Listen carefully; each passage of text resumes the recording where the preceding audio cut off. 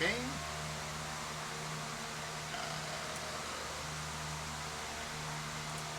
Pop-up player.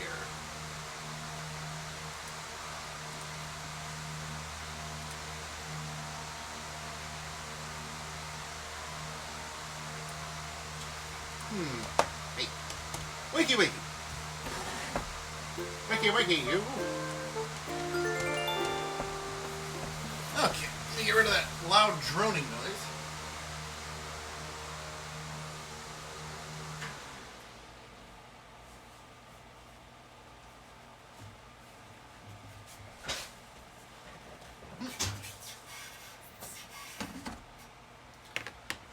Alright. A little bit of a late start, but with good reason, I assure you, for sure.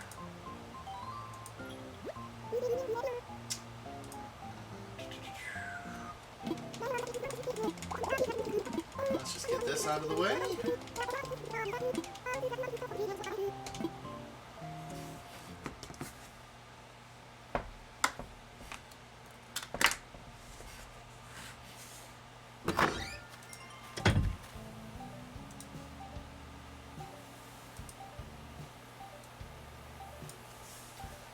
There we go. Oh, hold on, move to the right side. That's better. Left-sided screen. Perfect.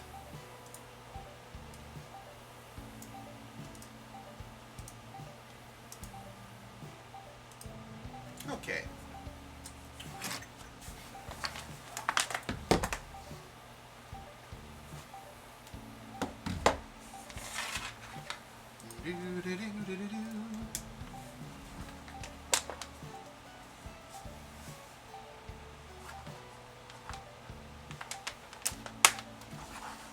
All right.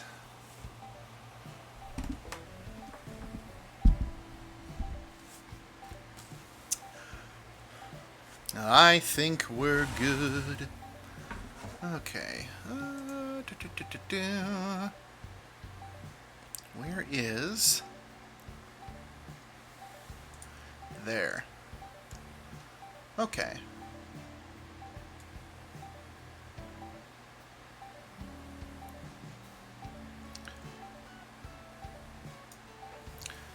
That'll do.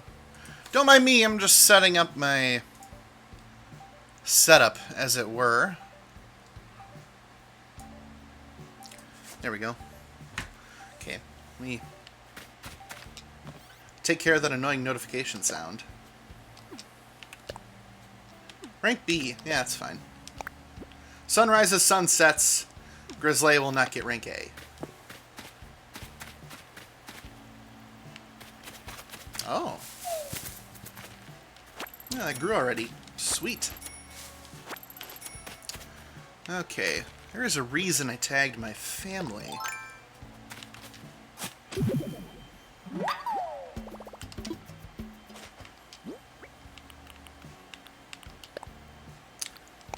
That away.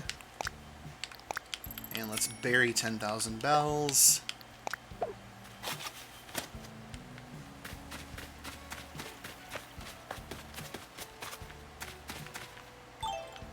Okay. Let's see if I can...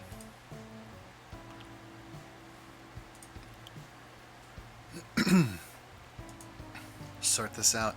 So, yesterday I played around with settings on all of my stuff. And I wanted to do some game streaming on Mac, and I figured it out. I cracked the code. So yeah, I sorted it out. Let me...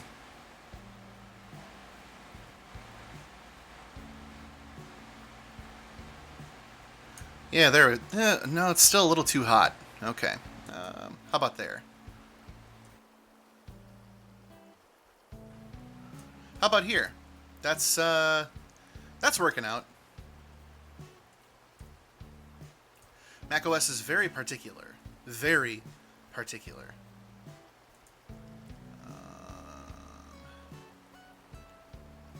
How about right here? I think I can make this work. Yeah, there we go. It's not going into the red as much. Let me lower the game audio a little bit more. Okay.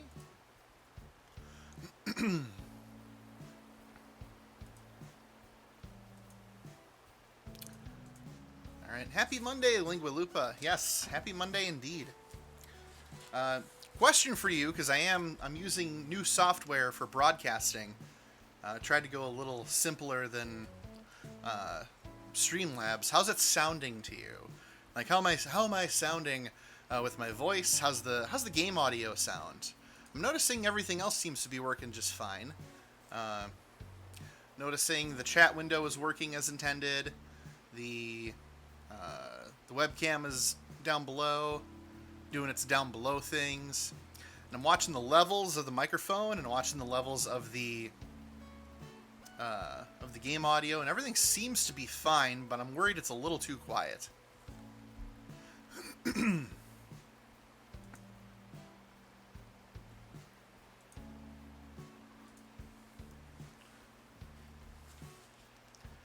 I'm also concerned that the software just used the worst title in the universe for what I'm actually doing.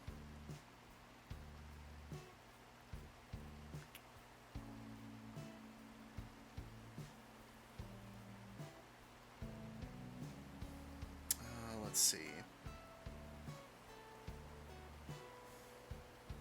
What?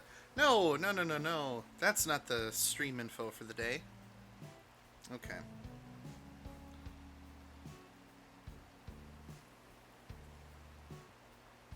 We're going to do a little bit of just chatting.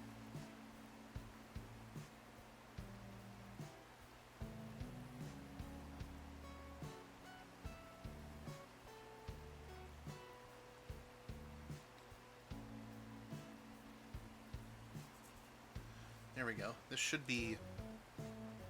Yeah, there we go. New old books and some gaming. That's more like it. Pants on the beach. Yeah, can you hear me okay?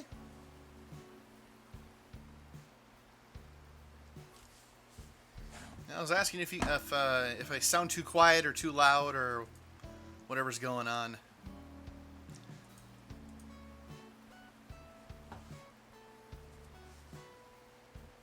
Now, yes. Okay. Alright, well, I don't know what I was doing before, but... well, maybe you can... I was having speaker issues on my side today. Okay, alright.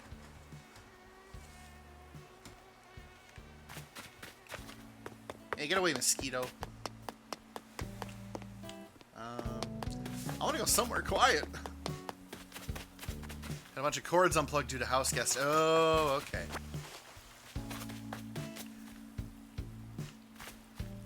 But does everything sound normal? Because I'm using different software today.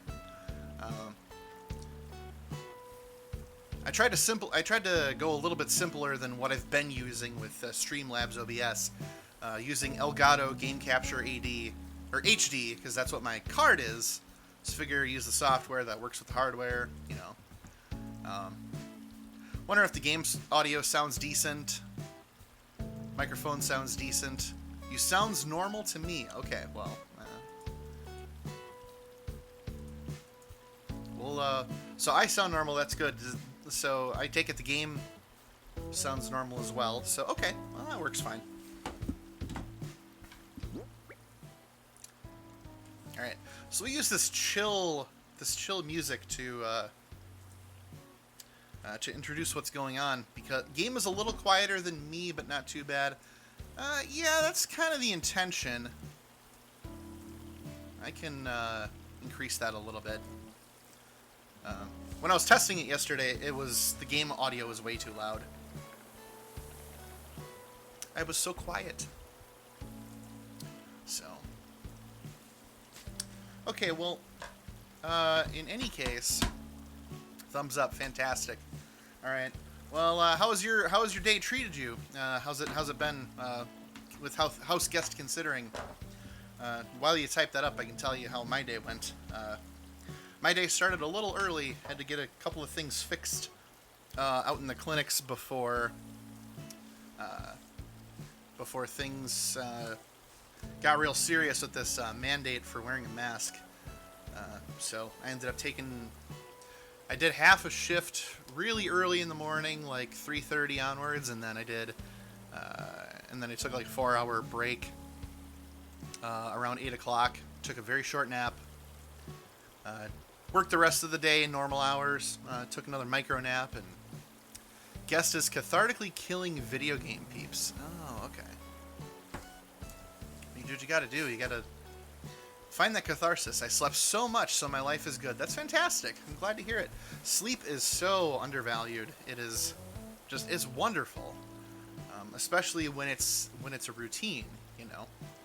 So, all right. Well, I'm glad your day's been going well, and mine is a little different today, but I'm making it work.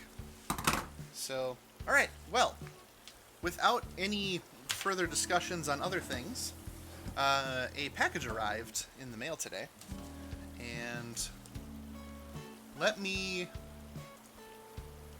allow me to bring myself to the forefront of the conversation. Oh, there we go. Yeah, right there. Let's get that nice video game vibe going on in the background. But it's all me for this segment, so, package arrived, and it is a doozy. Oh my god. Books. All sorts of books, and I just put my address on stream. Well, I'm getting doxxed. I'm getting swatted. It was fun.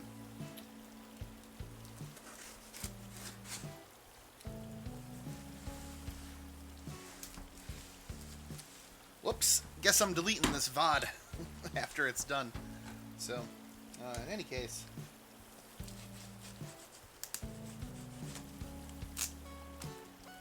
Although to be fair.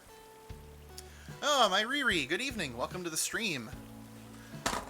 How's your day been? Don't mind me just sipping out of my half-gallon Gander Mountain thermos. Hydration is important. Gotta have hydration going throughout your day. So, as I was just showing Lingua Lupa, set to the chill tones of Animal Crossing, that I have this gigantic box that arrived from eBay today. It heavy. And, oh, well, I hope tomorrow is better. You know, sun always shines, sun always rises. Tomorrow can always be a better day than today. Bad day. Yeah, I'm sorry to hear that. That blows. But hopefully we can make the most of it for the rest of the day, make it a little bit better. Go over this package that I acquired. Although I don't think it's as good as your set. This is a set of books that my sister has in her room. And I saw them, took a picture, went home, went to eBay. Anywhere with Kiki, good evening, welcome to the stream. We're starting things off a little bit differently today. I'm showing off some books that I picked up off of eBay first. And then I will get into gaming, hence the just chatting category. So, all right. I am opening the box as we speak. It is really, really heavy. Like just really heavy. Okay. All right. So, they decided to pack it with all sorts of newspaper. Ooh, crossword. Ah, the Daily Jumble. Ah, and let's see, TV crossword. What is one across LeBlanc of Man with a Plan? Is that Matt LeBlanc? That's got to be. Yeah, newspaper is recyclable.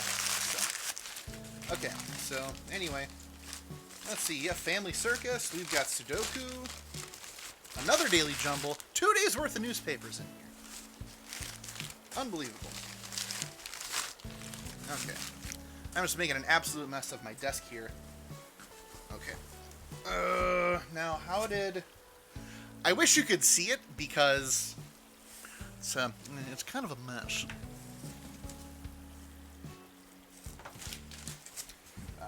Alright. Okay, so the first layer was all this newspaper. Okay. Then, second layer was to waterproof it with garbage bag lining. That's thoughtful. Ooh. Easy, Chris. You know that smell of older books? Not quite musty, but just the faintest hint. I just got like a big old whiff of it.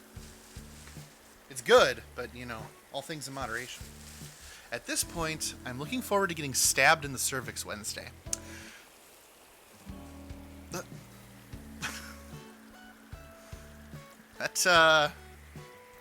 Well, when life has you going that low, can't get any lower, right? If you're looking forward to a biopsy, can't get any worse than that.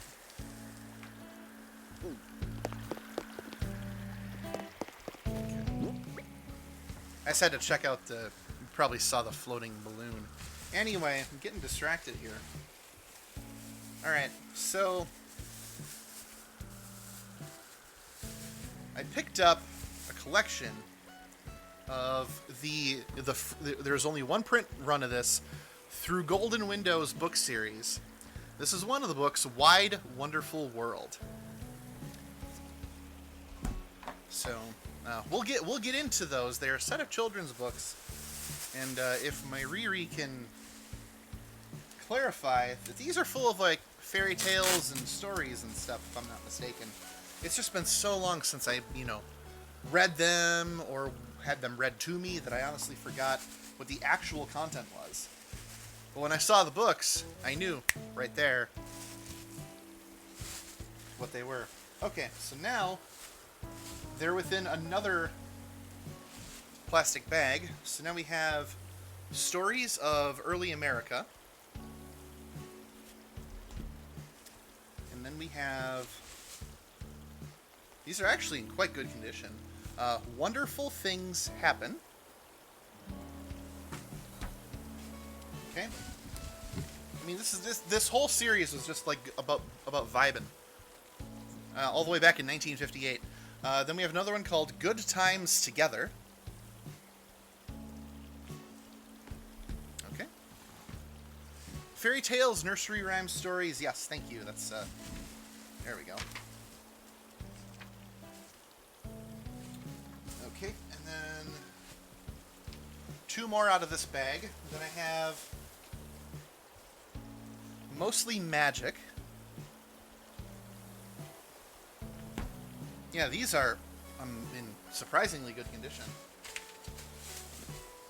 Most of the ones that I'd seen on eBay were full of dirt and must and whatnot. Then this one is Fun and Fantasy. Okay. Now, there we go. I can get this gigantic monstrosity of packing off of my desk and allow me to just grab a couple of things here. Mostly Magic is your favorite, huh? Is there a story in particular from Mostly Magic that you enjoy?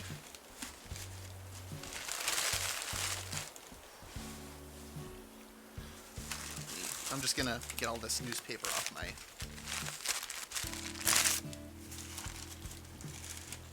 There we go. Man, if I had the ability to have a bonfire That would all make fantastic kindling. Kingling? Kindling. Teeny tiny. Okay. That's knocking around in my brain. I feel like I would once we go to it, I don't know what it is. Okay, so now we have American backgrounds. Then we have, wow, this book is in really good condition. Hopefully the camera can show it. This one is A Man and His World. I mean, just look at that. The crispness.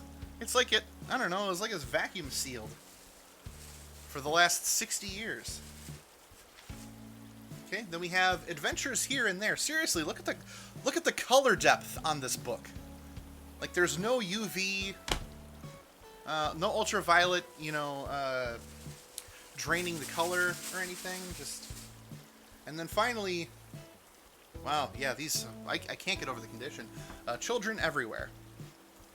So this is the complete 1, 2, 3, 4, 5, 6, 7, 8, 9. The complete 10-book set of Through Golden Windows. It had a one-time print run in 1958. So,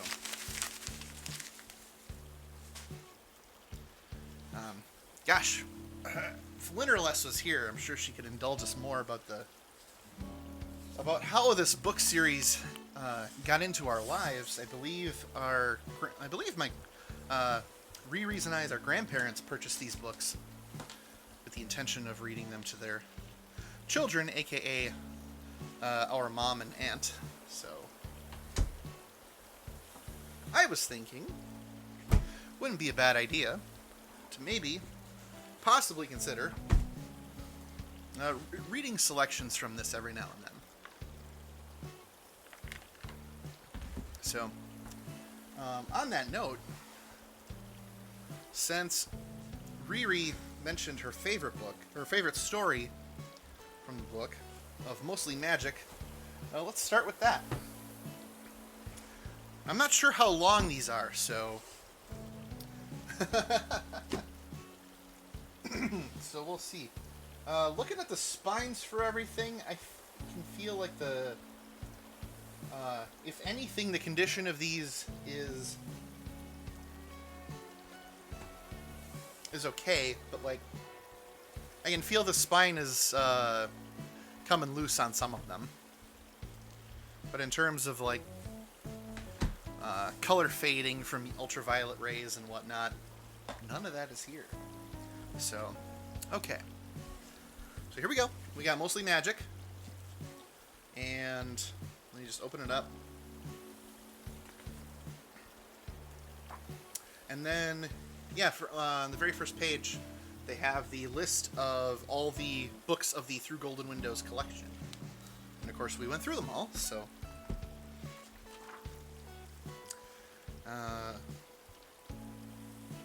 Should be very interesting to be going through some of these. These were, copyright 1958.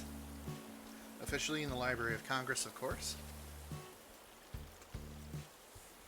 Alright, so before we start with Mostly Magic, there is a foreword. And frankly, who of us have ever read it? It looks like there isn't much to say on a... Oh, here we go. I was looking for the table of contents, so I can go straight to Teeny Tiny. Oh yeah, these are pretty short stories. Teeny Tiny, page 298. Wow. Oh, great. It's a very short story. So, Through Golden Windows. In a reading world filled with children's books, the addition of one more anthology, or set of anthologies, leads naturally to the question, why? We, who compiled Through Golden Windows, first asked ourselves that question almost 10 years ago. That's 1948. We are still asking it. Always, we arrive at the same answer. The books are needed. The power of books has long been recognized, and never more than today, when material things are assuming increasing importance, and even the simple act of opening a door is fast getting out of human hands, when global and continental distances are shrinking from weeks and days to hours and minutes, and nearness at home means crowded living, crowded schools and playgrounds, crowded streets and highways, when family ties are weakening and children suffer from want of close, two-parent affection and guidance. Oof, that did not age well. It should really be when children suffer from want of close parental affection and guidance, frankly. Don't always need two parents to do that. But, it was 1958. We have since learned. What can books give to a child who is growing up in today's curiously complicated world? Many things, we believe, although the evidence is not altogether conclusive. Facts and information, of course, about almost everything. Understanding of himself and others, confidence and security, fun and laughter, friends and friendships, escape from reality at times, and again, the courage to face reality. All are possible results if the right book is used with the right child in the right way. But suppose the right book is not available. Crowded living means limited space for books at home and at school. Or suppose parents and teachers do not know the right book. Many, by their own admission, do not know children's books well. Must the child's values in reading be left a chance while he struggles with his everyday problems, again, aging well, or grows up without feeling the full rapture of a good book? Through Golden Windows grew out of a fear on the one hand that children's needs are not being met well enough through books, and out of a faith, on the other hand, that carefully compiled anthologies, easily accessible, would help teachers and parents do a better job of guiding children's reading. Such books, we believe, should give children experience here, there, and everywhere. It should give them variety, sober fact, and gay fantasy, practical prose and picture-filled poetry, lives of the great and the everyday intimacy of home folks, history of the past and history in the making, high adventure and the small thrills of daily living. It should show them some of the wonders of the earth and the sky, and the great achievements of great men. It should assure them the safe moorings of home and country, of family and friends. It should give them confidence in themselves and in others, in a world that, for all its problems, is a wonderful world to grow up in. Yeah, it's a wonderful world. Huh. Let me get something to drink here. Trippin' on the words. To be most useful, each book should not be too large and not too small, not too easy and not too difficult, but just right for the child in preschool and primary grades or in middle and upper grades. Based on children's interests and reading preferences, it should not have too much nor too little of any one type of material, but a balanced content that would invite all readers. Through Golden Windows, therefore, was made with an eye on the child and his needs and interests at different stages of development. Bound in 10 volumes, each book is attractive to look at, comfortable to hold, interesting to read, and easy to talk about. Taken together, these books represent 5 large areas of interest: fun and humor, adventure, children everywhere, the story of America, and science. For each area, there are 2 volumes, one for children of preschool and primary age, and the other for intermediate grade readers. Hence, as a child grows in reading power, he may move from mostly magic to fun and fantasy, and satisfy his need for fun in both. Again, for adventure, he may enjoy wonderful things happen until he is ready for adventures here and there. His broadening interest in people finds satisfaction first in good times together, and later in children everywhere. Similarly, stories of early America and eventually gives way to American backgrounds and wide, wonderful world to man in his world. Within each volume, the selections are loosely tied together into related units in order that a child may pursue an interest in pets or pioneers or plants, for example, without searching for more. The obvious overlapping of units and volumes is not without purpose or benefit. Were it possible to organize reading materials into airtight, dark little compartments, Through Golden Windows would defeat its purpose to help the whole child to live and grow. On the other hand, a free, less exacting organization allows him to find the same interrelationships and similarities among his reading experiences as exist in his daily life. Through Golden Windows, then, aims first to satisfy the child, meet his everyday needs, and help him find early the absorbing joy of reading. It aims also to acquaint teachers with much of the best in children's books. Used as a basic reading in a college course in children's literature, Through Golden Windows will help to overcome the limitations imposed by a barren reading childhood and give teachers and parents that first security they need to guide children's reading. Beyond such a course lies a whole world of books that teachers will continue to explore year after year. It aims finally to help parents by providing a basic home library for their children. Here are stories as old as Once Upon a Time, and as new as the children themselves. Here are stories and poems to read aloud and to read to oneself in a quiet corner, to go to sleep by, and to get up with. To laugh at and to learn from, to sing and to act, and sometimes to read for no other reason than the fun of doing something together as a family. It is to children, teachers, and parents everywhere that these books are affectionately dedicated in the hope that through the pages they may see as, through golden windows, the rewarding vista of life itself. Bernice E. Leary. So that was the foreword that probably most people overlooked. And honestly, I understand and respect a lot of what Bernice and this publishing group wanted to do. They're doing what is very similar to my basic literature book club. They saw an opportunity to address where they felt was lacking a basic set of literature for children throughout America, and of course to naturally make money while doing so. And by having those basic building blocks in place to help enrich children throughout their lives, I mean, the benefits are, I mean, it's a very romantic, or they paint a very rosy picture of what that means. So that being said, it was 1958. Some of this stuff did not age well, and as my Riri is saying in the chat, there are a few stories that didn't age well either. Pre-read before you read on stream. Yeah, very interesting. I was talking with a friend of mine about this book club that I'm doing, and how I was planning on reading Slaughterhouse-Five by Kurt Vonnegut, and they mentioned that that Vonnegut's writing has a lot of really sexist and racist connotations and stuff in there. And while I think those things are wrong, because they are, there are also, I find that there are other elements to that writing that can be beneficial. Now, to what degree, I don't know, because I've never read it, and I look forward to finding out.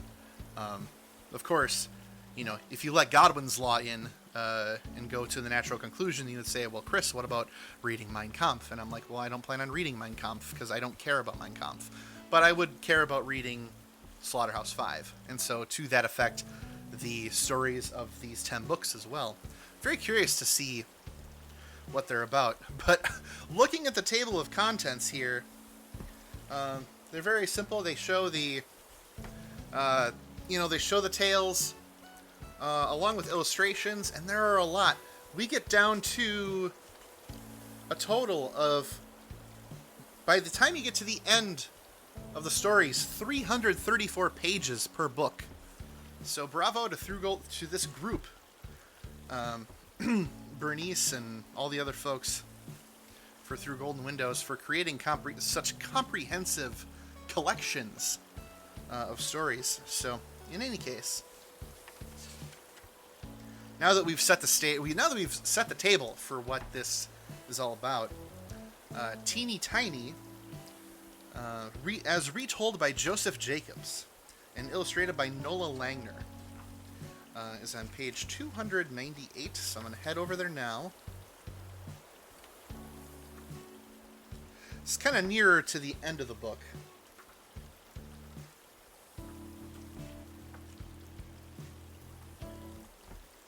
Okay. Got it. The illustration for this is very... I'll see if I can bring it up to the stream. Yeah, there we go. In that upper left corner, that's what we get for the illustration. Very simple, very modest. So anyway, Teeny Tiny, retold by Joseph Jacobs, narrated by Grizzly. I'll do my best. This is the first time I'm reading a children's story in a very long time, so here we go. Once upon a time. It's a teeny tiny illustration, huh? Once upon a time, there was a teeny tiny woman who lived in a teeny tiny house in a teeny tiny village. Now, one day, this teeny tiny tiny woman put on her teeny tiny bonnet and went out of her teeny tiny house to take a teeny tiny walk. And when this teeny tiny woman had gone a teeny tiny way, she came to a teeny tiny gate. So the teeny tiny woman opened the teeny tiny gate and went into a teeny tiny churchyard. And then, as this teeny tiny woman had gotten to the teeny tiny churchyard, she saw a teeny tiny bone on a teeny tiny grave. And the teeny tiny woman said to her teeny tiny self, "This teeny tiny bone will make some teeny tiny soup for my teeny tiny supper." So the teeny tiny woman put the teeny tiny bone into her teeny tiny pocket and went home to her teeny tiny house. Now, when the teeny tiny woman got home to her teeny tiny house, she was a teeny tiny bit tired. So she went up to her teeny tiny stairs to her teeny tiny bed and put the teeny tiny bone into a teeny tiny cupboard. And when this teeny tiny woman had been to sleep a teeny tiny time, she was awakened by a teeny tiny voice from the teeny tiny cupboard which said, "Give me my bone!" And this teeny tiny woman was teeny tiny frightened, so she hid her teeny tiny head under the teeny tiny clothes and went to sleep again. And when she had been to sleep again a teeny tiny time, the teeny tiny voice again cried out from the teeny tiny cupboard a teeny tiny louder, "Give me my bone!" This made the teeny tiny woman a teeny tiny more frightened, so she hid her teeny tiny head in a teeny tiny further under the teeny tiny clothes. And when the teeny tiny woman had been asleep again a teeny tiny time, the teeny tiny voice from the teeny tiny cupboard said again a teeny tiny louder, "Give me my bone!" And this teeny tiny woman was a teeny tiny bit more frightened, but she put her teeny tiny head out of the teeny tiny clothes and said in her loudest teeny tiny voice, "Take it!" The end. So that was a story. Obviously a lot of emphasis on teeny tiny things. Really strong emphasis. Oh, good evening, Leonard. Welcome to the stream. I just finished reading Teeny Tiny from my new copy of Mostly Magic. Just in time for the end of Teeny Tiny Woman. Gets me every time. Hilarious. I don't think there's any other way you can end narrating this story other than just outright frighteningly loud.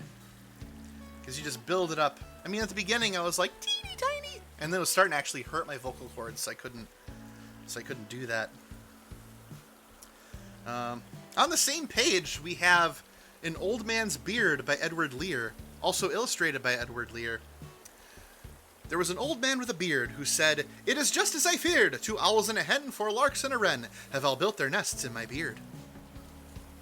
That is that's a beard, folks. That's a beard if I ever seen one. That's beyond wizard level. Crap their pants scared. So, yeah, very interesting. So yeah, I did an unboxing of the books because I picked up a 10-book collection. And so they're all in superb condition. Like, take a look at this Children Everywhere book. You can kind of get an idea the lack of ultraviolet fading that you would get from, this would be a 62-year-old book. Yes. Very small amount of damage. You can kind of tell that the spine has loosened from the adhesive a little bit, but that's it. We only ever read the one book. Well, I have all 10. So this is a superb choice for an eBay purchase. So I also read the foreword because there was a really solid one in here. Will I read them all? You know, could have some fun with it on stream. I wouldn't mind doing that. The intention would be to read them all, so obviously separate from the book club. But interestingly enough, when I was going through the foreword that's at the start of every book, the ambitions of the folks behind this book series are very similar to the ambitions of my basic literature book club of doing the same thing. This is a collection of literature for children to act as the building blocks. So, teeny tiny, I'm reading. Not amused. Well, this next one is children everywhere. I noticed that most of the magic pad.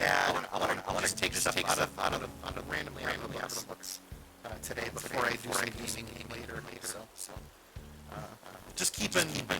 I'm just keeping Animal Crossing on for the background, anyways. Honestly. Let's see. There are. What do we got here? So we're on Children Everywhere.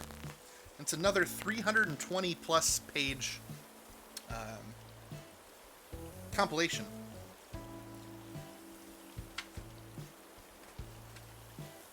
So let's see if I can find a short one, because some of these are very long.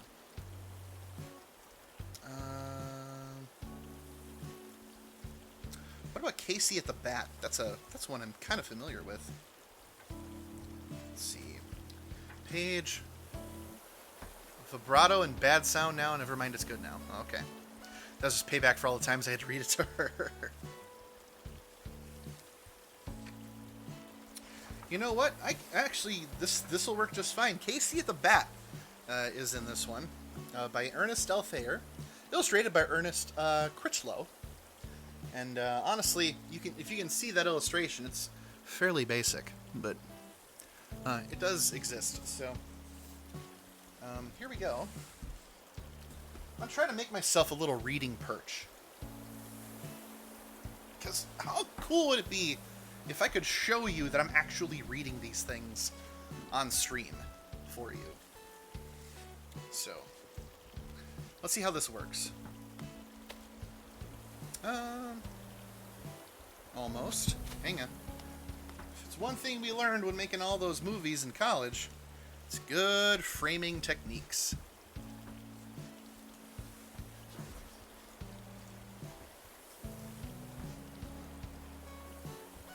There we go. All right, we'll try this and see where it gets us. Hang on. Almost. I feel it. I feel it right here. I feel it right there. Can I make this work?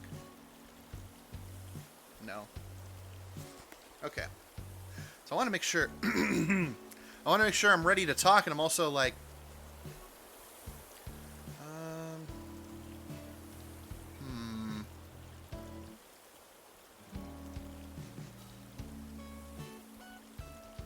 What if I just tilt the camera just a little bit?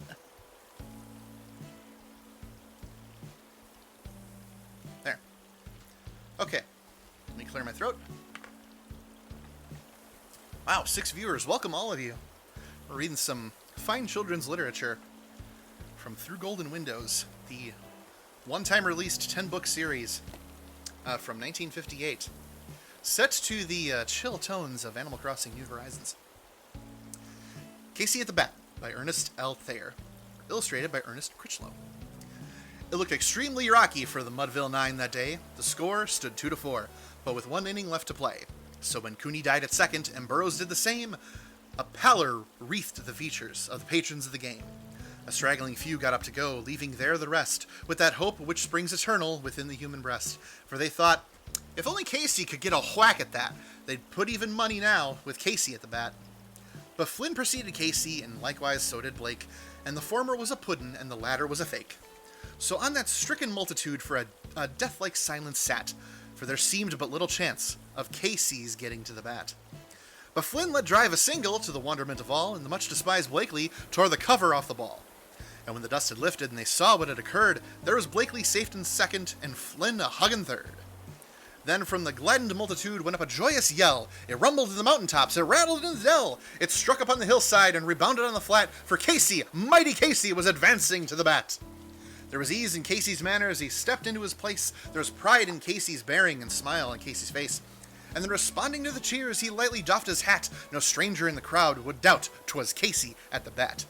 10,000 eyes were on him as he rubbed his hands with dirt. 5,000 tongues applauded when he wiped them on his shirt.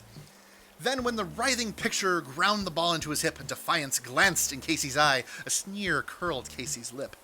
And now the leather-covered sphere came hurtling through the air, and Casey stood a-watching it in haughty grandeur there. Close by the sturdy batsman, the ball unheeded sped. That ain't my style, said Casey. Strike one, the umpire said. From the benches, black with people, there went up a muffled roar, like the beating of a storm waves on the stern and distant shore. Kill him! Kill the umpire! Shouted someone on the stand, and it's likely they had to kill him, had not Casey raised his hand. With a smile of Christian charity, great Casey's visage shone. He stilled the rising tumult. He made the game go on. He signaled to the pitcher, and once more the spheroid flew. But Casey still ignored it, and the umpire said, Strike two! Fraud! Cried the maddened thousands, and the echo answered, Fraud! But one scornful look from Casey, and the audience was awed. They saw his face grow stern and cold. They saw his muscles strain, and they knew that Casey wouldn't let the ball go by again. The sneer is gone from Casey's lips. His teeth are clenched in hate. He pounds with cruel vengeance his bat upon the plate. And now the pitcher holds the ball, and now he lets it go, and now the air is shattered by the force of Casey's blow. Oh, somewhere in this favored land the sun is shining bright. The band is playing somewhere, and somewhere hearts are light. And somewhere men are laughing, and somewhere children shout. But there is no joy in Mudville. Mighty Casey has struck out.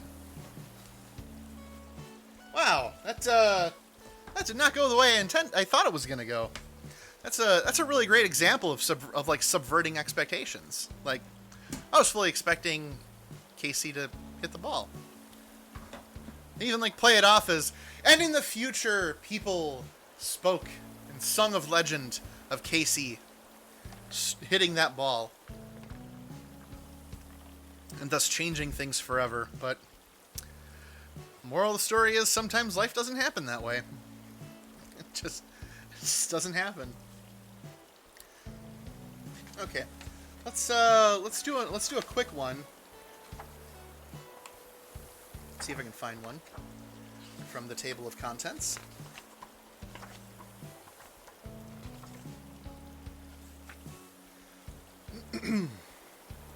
Okay, we'll try this one, page 242.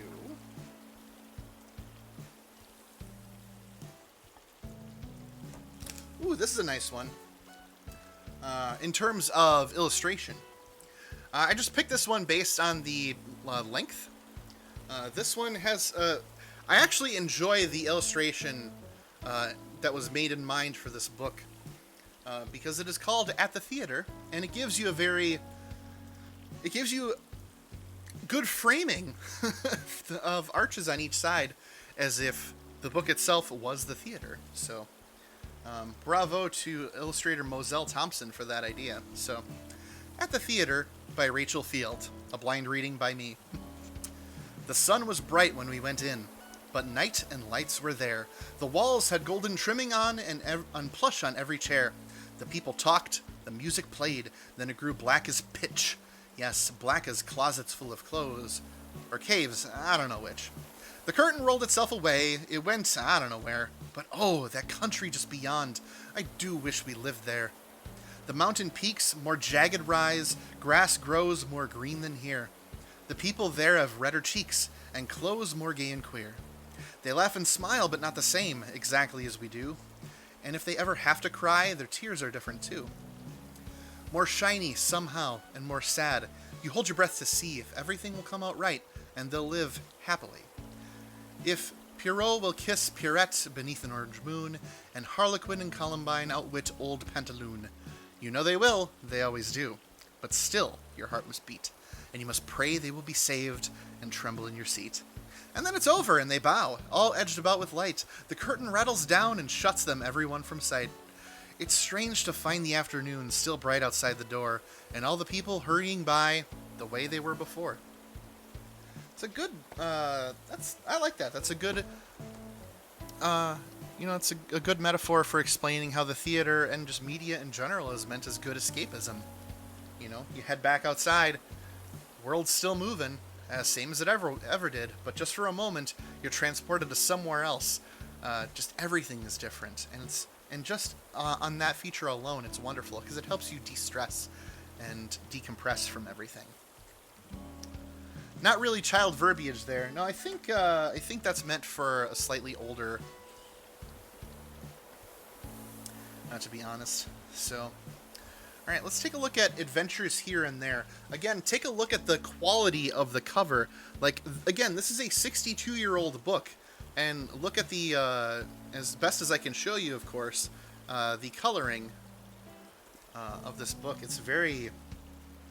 I can't get over how great it looks, honestly. So...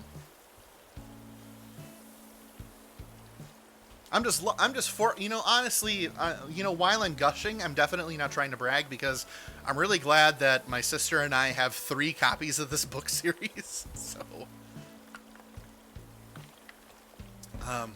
just glad we have it, They will be put to good use one day. Alright, so let's take a look at, see if I can find a short one. I've never heard of any of these stories. Knob Mountain Tower, Cedar of Red Horse Hill, Tom Plays, Fights and Hides, The Broken Note, Men of Iron, Pecos Bill, Whoopie T.I.O., Hello the Boat, The Golden Horseshoe.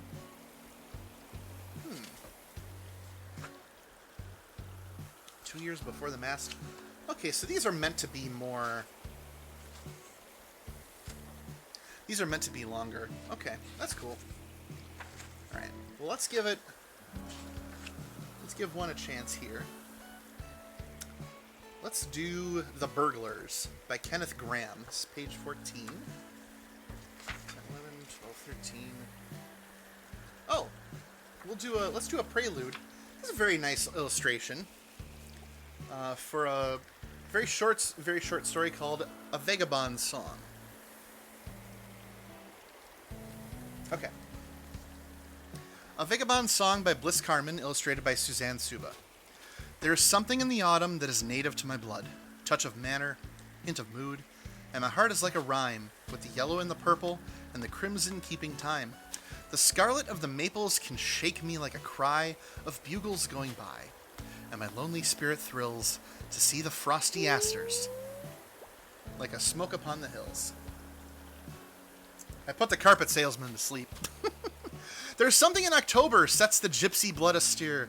We must rise and follow her when from every hill of flame she calls and calls each vagabond by name. Interesting. All right. So anyway,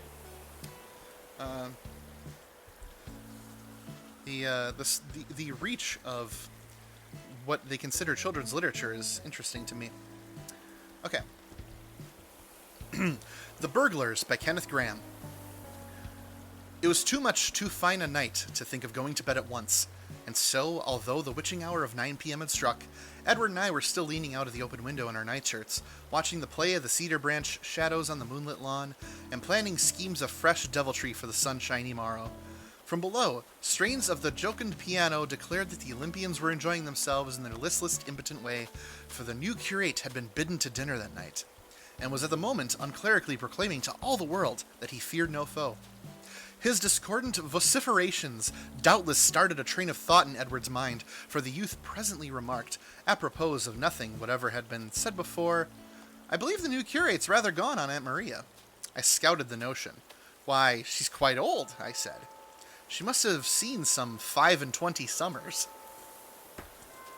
Wow.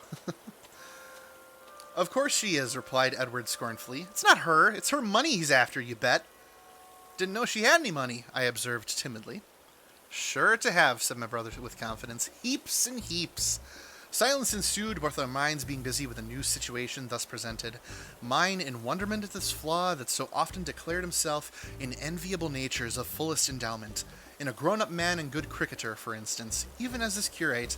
Edward's, apparently, in the consideration of how such a state of things, supposing it existed, could be best turned to his own advantage. "Bobby Ferris told me," began Edward in due course, "that there was a fellow spooning his sister once." "What's spooning?" I asked meekly. And in 2020, this asks a lot of questions. And the answer ain't much better. Oh boy. "Oh, I don't know," said Edward indifferently. It's It's just a thing they do, you know? And he used to carry notes and messages and things between him, and he's got a shilling almost every time. What, from each of them? I innocently inquired. Edward looked at me with scornful pity. Girls never have any money, he briefly explained. he explained sexistly. But she did his exercises and got him out of rows, and told stories for him when he needed it, and much better ones than he could have made up for himself. Girls are useful in some ways. So he was living in Clover. Aquaval. Hey, Aquaval, thanks for the follow, and yes, thank you for that lovely message. Because if Rick Astley said, never going to give you up, and you ask for the movie Up, then Rick Astley has to say no. But Rick Astley also said, never going to let you down. And if Rick Astley says no to giving you the movie Up, he is, in fact, letting you down. It's a good shower's thought. Thank you. Okay, so... So he was living in Clover when, unfortunately, they went and quarreled about something. I don't see what that's got to do with it, I said. Nor don't I, rejoined Edward. But anyhow, the notes and things stopped, and so did the shillings. Bobby was fairly cornered, for he'd bought 2 ferrets on tick and promised to pay a shilling a week, thinking the shillings were going on forever. Silly young ass. So when the week was up and he was being dunned for the shilling, this is a very British story, he went off to the fellow and said, Your broken-hearted Bella implores you to meet her at sundown. By the hollow oak as of old, be it only for a moment, do not fail. He got all that out of some rotten book, of course. The fellow looked puzzled and said, What hollow oak? I don't know any hollow oak. Perhaps it was the royal oak, Bobby said promptly, because he saw I made a slip, though trusting too much to the rotten book, but this didn't seem to make the fellow any happier. Should think not, I said. Royal Oak's an awful low sort of pub. I know, said Edward. Well, alas, the fellow said, I think I know what she means. A hollow tree in your father's paddock. It happens to be an elm, but you wouldn't know the difference. All right. Say I'll be there. Bobby hung about a bit, for he hadn't got his money. She was crying awfully, he said. Then he got a shilling. And wasn't the fellow riled? I inquired. When he got to the place and found nothing? He found Bobby, said Edward indignantly. Young Ferris was a gentleman, every inch of him. He brought the fellow another message from Bella. I dare not leave the house. My cruel parents immure me closely. If you only knew what I suffer, your broken-hearted Bella. Out of the same rotten book. This made the fellow a little suspicious, because it was the old Ferrises who had been keen about the thing all through. The fellow, you see, he had tin. But what's that? Oh, I don't know. I'm telling you, just what Bobby told me. He got suspicious, anyhow, but he couldn't exactly call Bella's brother a liar, so Bobby escaped for the time. But when he was in a hole next week over a stiff French exercise and tried the same sort of game on his sister, she was too sharp for him, and he got caught out. Somehow women seem more mistrustful than men. They're so beastly suspicious by nature, you know. Just oof. From left to right with this book, with the story. I know, said I, but did the fellow and the sister, make it up afterwards? I don't know about that. I don't remember about that, replied Edward indifferently. But Bobby got packed off to school a whole year earlier than his people meant to send him, which was just what he wanted. So you see, it all came right in the end. I was trying to puzzle out the moral of this story. It was evidently meant to contain one somewhere. At that moment, a flood of golden lamplight mingled with the moon rays on the lawn, and Aunt Maria and the new curate strolled out on the grass below us and took the direction of garden seat, which is backed by a dense laurel shrubbery, reaching round in a half circle to the house. Edward meditated moodily. If we only knew what they were talking about, said he, you'd soon see whether I was right or not. Look, here, let's send the kid down by the porch to Okay. So this word, I've never heard of it. Maybe it was like an old word for reconnaissance, or maybe it's just like a variation of reconnaissance, because it's RECONNOITER.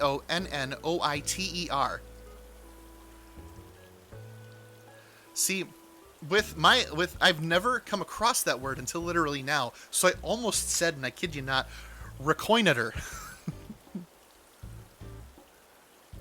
Reconnaitier? So reconnaitier sounds kind of nice. Well, in any case, he's saying, "Hey, let's send the kid down by the porch to go snoop on them, see what's going on." Harold is asleep, I said. Seems rather a shame. Oh, rot, said my brother. He's the youngest. He's got to do as he's told.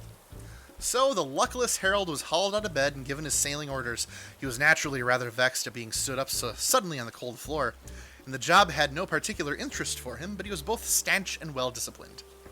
The means of exit were simple enough. A porch of iron trellis came up to within easy reach of the window, and was habitually used by all three of us, when modestly anxious to avoid public notice. Harold climbed deftly down the porch like a white rat, and his nightgown glimmered a moment on the gravel walk ere he was lost to sight in the darkness of the shrubbery. A brief interval of silence ensued, broken suddenly by the sound of scuffle, and then a shrill, long-drawn squeal, as of metallic surfaces and friction. Our scout had fallen into the hands of the enemy. Indolence alone had made us devolve the task of investigation on our younger brother. Now that danger had declared itself, there was no hesitation. In a second, we were down the side of the porch and crawling Cherokee-wise through the laurels to the back of the garden seat. Cherokee-wise, huh?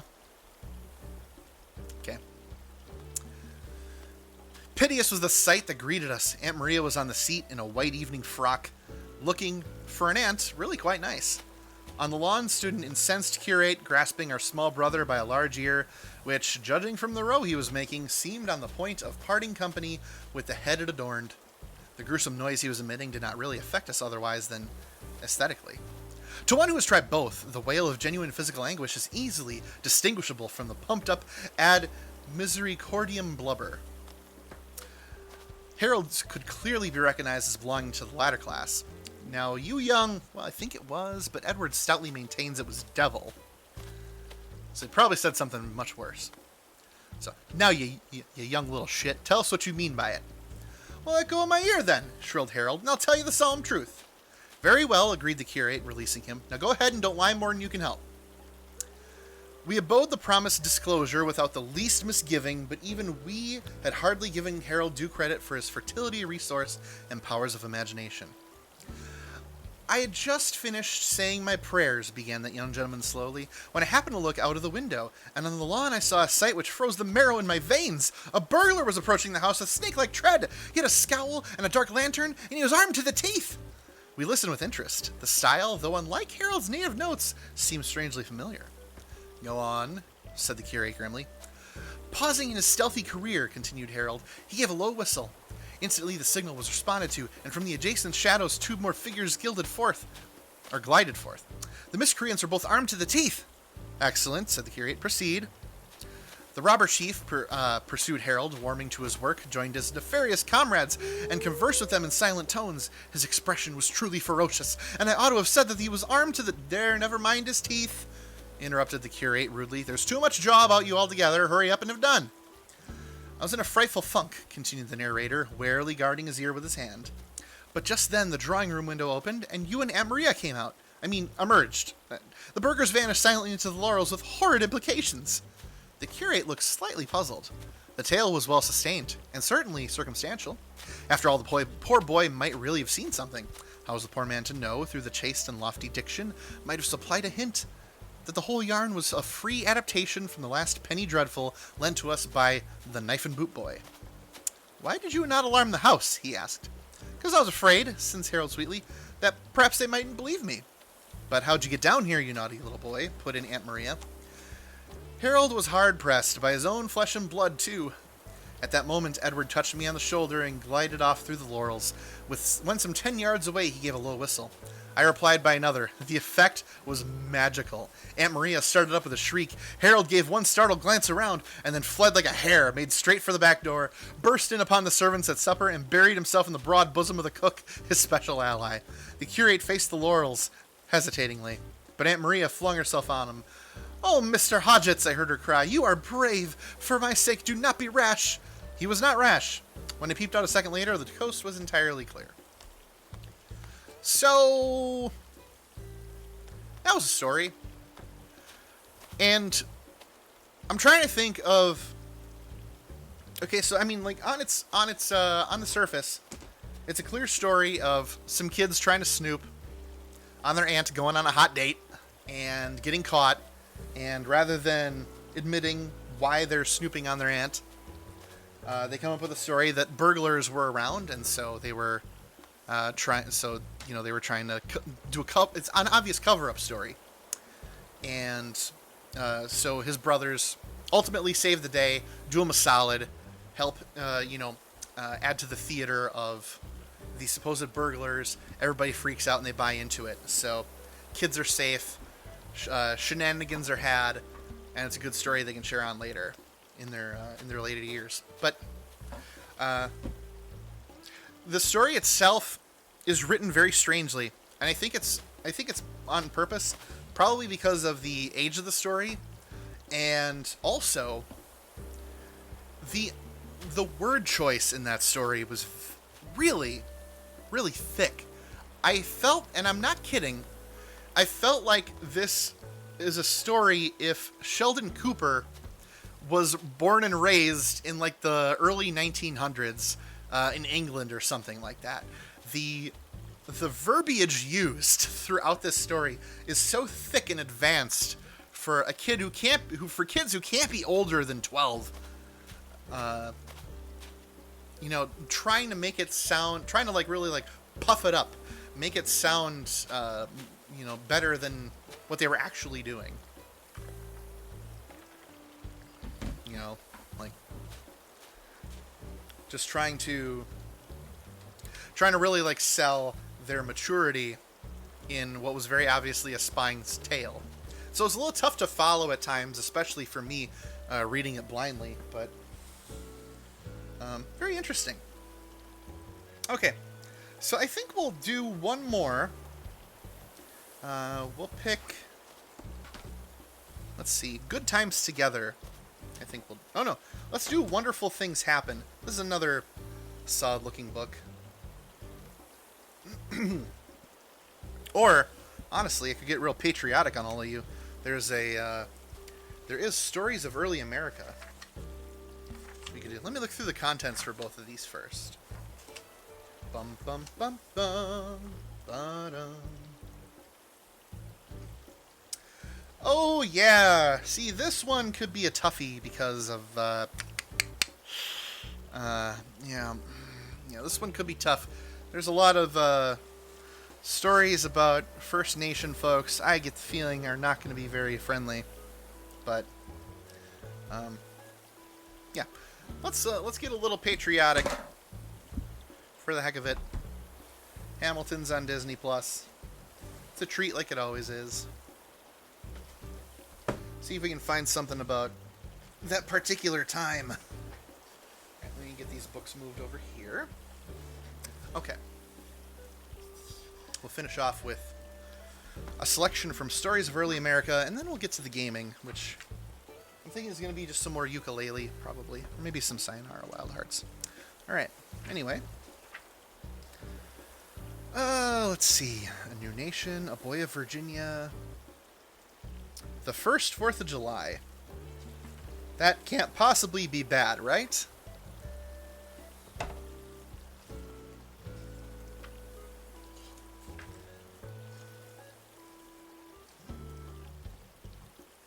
The first... Okay, yeah, let's do it. So first of all, here's an illustration. A New Nation. So, looking pretty solid.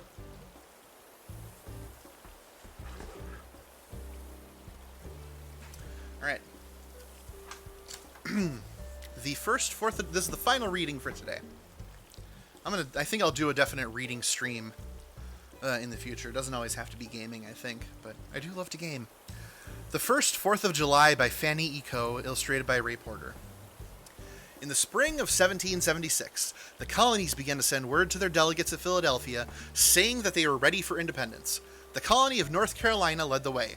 From New England and from the South came similar messages to Congress, till at last action could no longer be postponed. On June 7th of 1776, Richard Henry Lee of Virginia offered 3 resolutions to Congress. The first one was for independence and read, "Resolved that these united colonies are, and of right ought to be, free and independent states." Massachusetts and Virginia were warm allies. The motion of Lee was promptly seconded by John Adams of Massachusetts. Then followed an exciting debate. Within the walls of the sedate Philadelphia Hall, there were all the varying shades of sentiment as in the country outside. These leaders were able, honorable, and patriotic, but there might well be different opinions as to what was best for the country. While all might agree in condemning the unjust acts of England, it might easily be thought that to declare the country independent was premature and reckless to the last degree. Reminds me, I watched Hamilton yesterday. Oh, okay. What'd you think of it? I'm about like I'd say like a fourth of the way through the one on Disney Plus. I think I stopped after the first song with King George, which is fantastic, of course. All right. And so the matter was argued until it was seen that the North and the South were for independence and the great middle colonies were for postponing the important step. It was finally decided that it would be wise to delay. The whole question was postponed for 3 weeks. This would give certain colonies that had not yet instructed their delegates time to do so. That no time should be lost, a committee was chosen to prepare a paper stating all the causes which had led to the colonies to declare their freedom. The committee was most wisely chosen. 5 members were Thomas Jefferson of Virginia, John Adams of Massachusetts, Benjamin Franklin of Pennsylvania, Roger Sherman of Connecticut, and Robert R. Livingston of New York. The committee talked over what should appear in the document they were to prepare, and then voted that the writing should be done by Thomas Jefferson. Here again, they showed their wisdom, for Jefferson was absolutely the fit man for the task. He was only 33 at the time, but he had thought profoundly upon the politics of his day.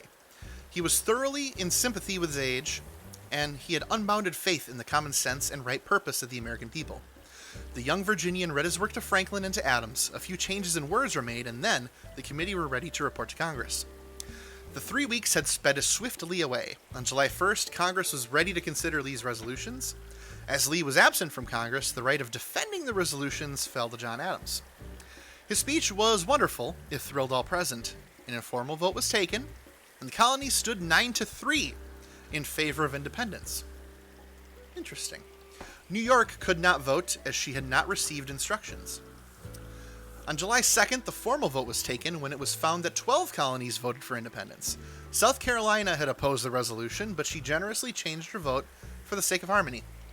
The next step was to consider the document that had been written by Jefferson.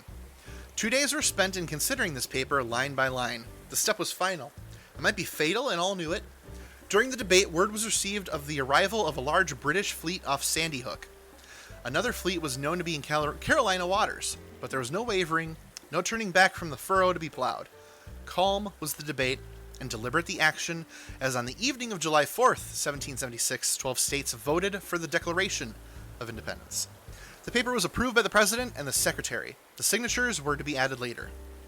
All the afternoon, there had been great excitement outside Independence Hall, if not inside. It was known that Congress would probably settle the tremendous question that very day, and the people were eager to hear. In dense crowds, they gathered about the stately colonial building. In the steeple waited the old bellman. The bell of Independence Hall had been brought from London nearly 25 years before. On its side were engraved these appropriate words: "Proclaim liberty throughout the land to all the inhabitants thereof." It had been decided that, if the great step were taken, the good news should be proclaimed by the ringing of this bell. A small boy stationed by the door was to give the signal to the bellman.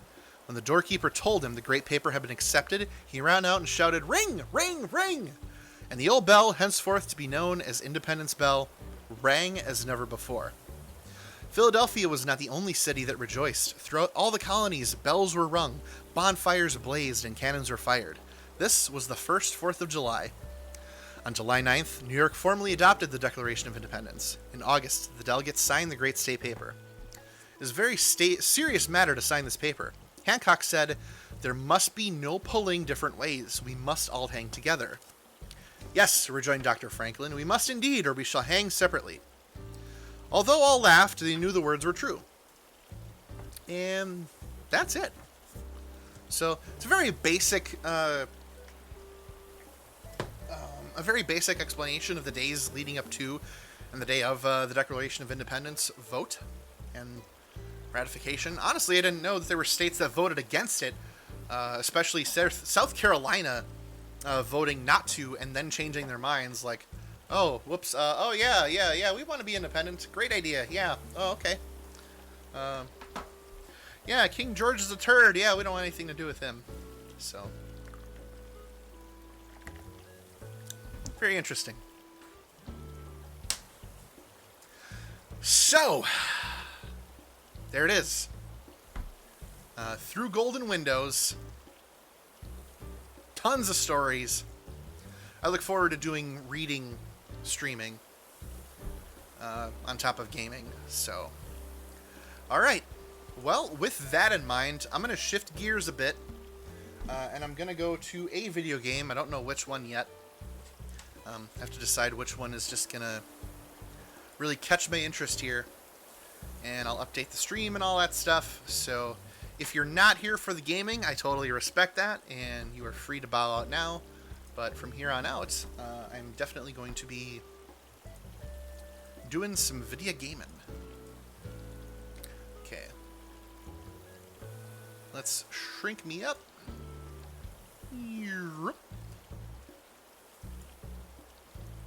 Go a little farther. There we go. My poor avatar has just been staring at his inventory the entire stinking time. Okay.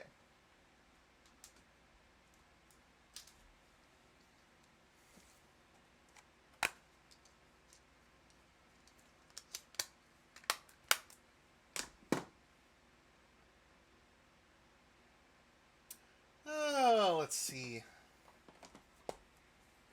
I feel like trying to get some more gold ranks in Sayonara, since I got most of them.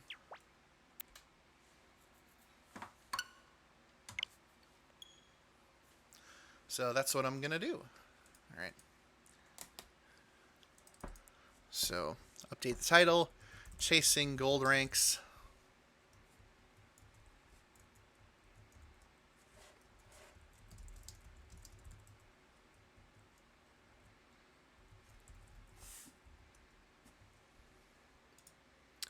And done. There we go. So, alright. Now we're going to get back into the fun of playing along with the Dream Pop album. Not long ago, in a town much like yours, there was a young woman who was very happy. Until one day her heart broke so violently that her sorrow echoed through space and time. Rough heartbreak. So our saga begins tonight. Yet eons ago, just here, yet light years away. At the Vernhilms Flerfel.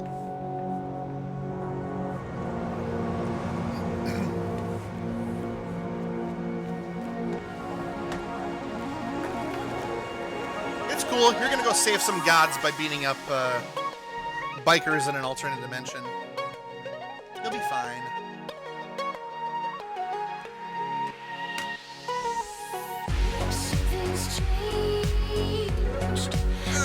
Okay. So I have 4 more stages to get gold rank.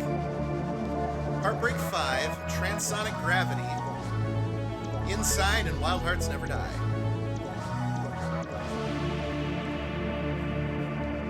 Oh, that's right. Heartbreak 5 is a tough one, because that's the sailing one. Alright. The Ocean of Death.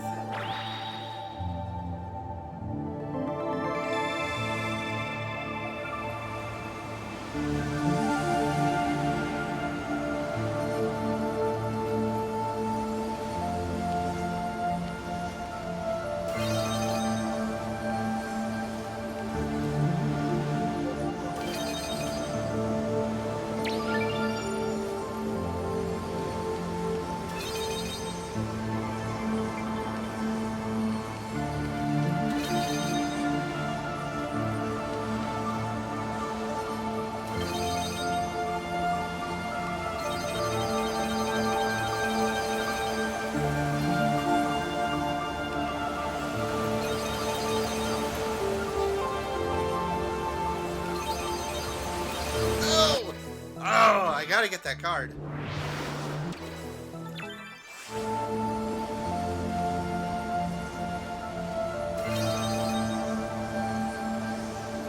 In these heartbreak stages... Oh, nope, gonna completely miss that one. about chasing that gold rank.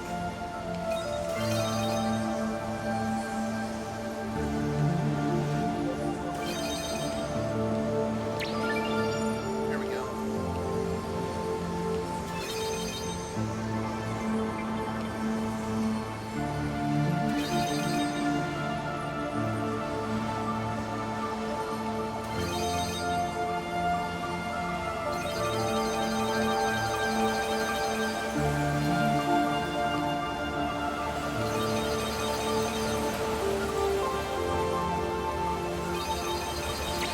Got it.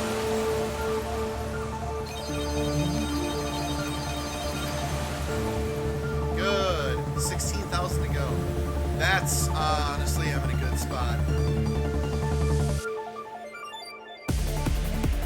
I just got to get this third card. It's eluded me every time I've played this. That's gonna... Okay, you know what? We're just gonna go for it. I had a very good opening.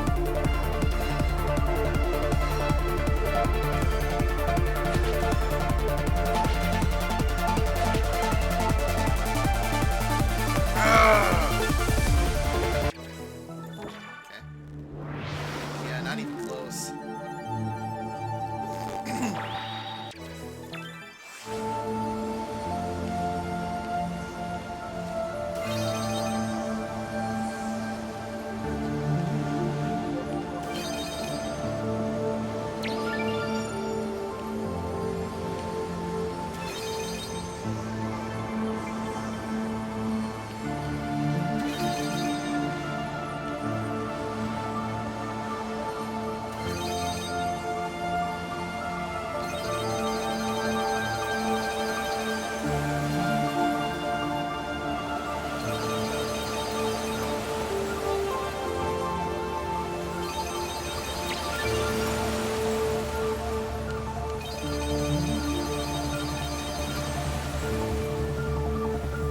Alright. Trying again.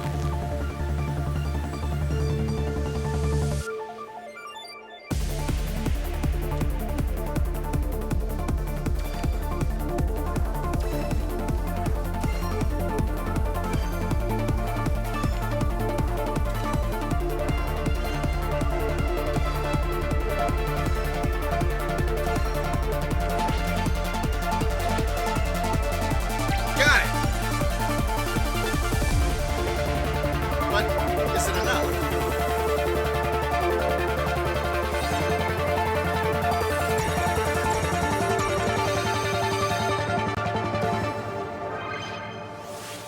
It's enough.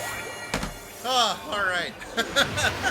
I fudged that last part, but all right. Transonic gravity. Let's go. 45,000 points to get gold on this one.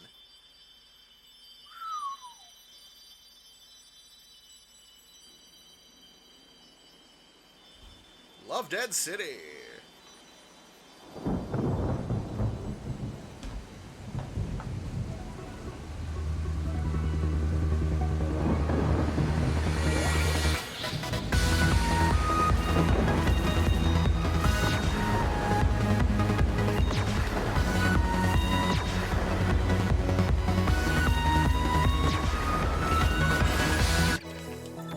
I'm already seeing parts where I can improve.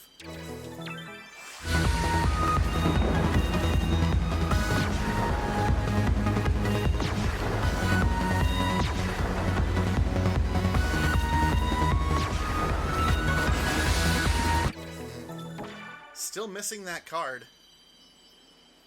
There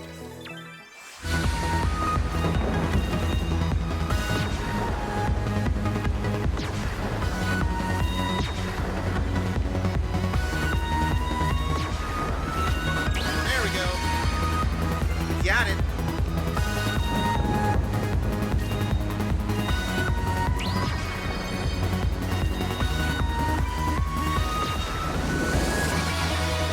Alright, Devil, let's dance.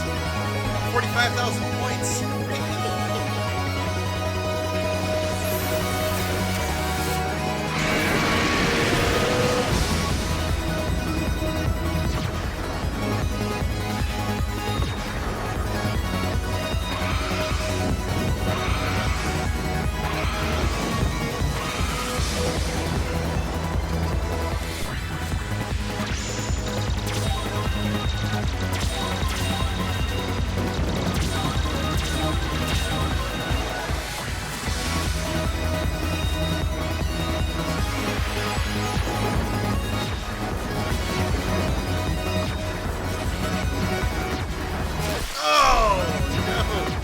I got too close. I got fried. Silver rank, baby. Unless we're not done.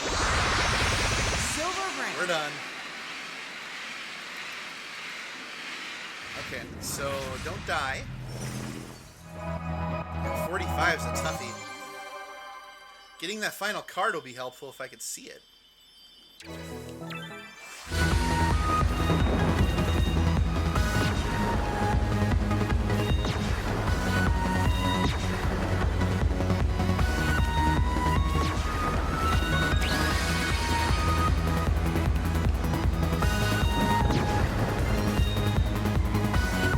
and I missed the second card. Okay. Finding an optimized route to get as many cards as possible is tricky here.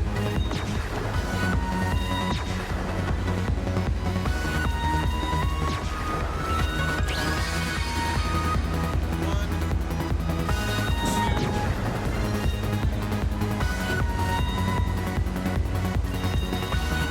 No, I already missed it. Okay.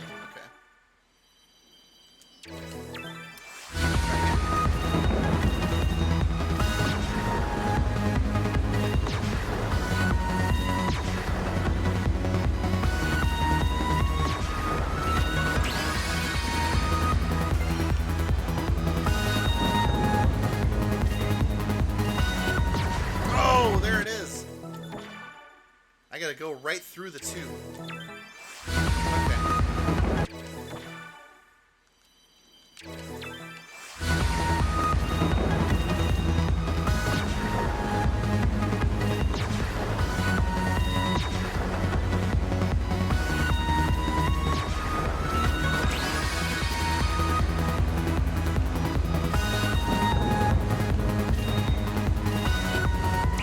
Here we go. That's number 2. So where's the third one?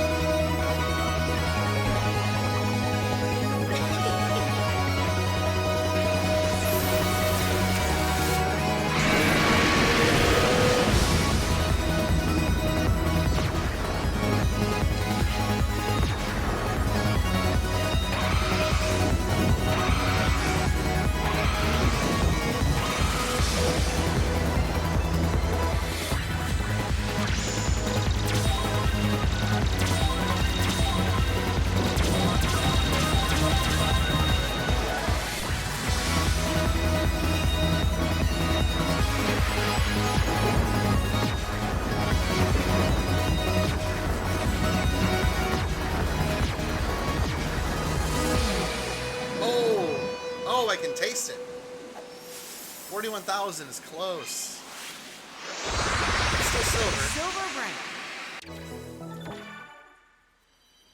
That was a good... Most of that run is good. I just gotta get the final part down.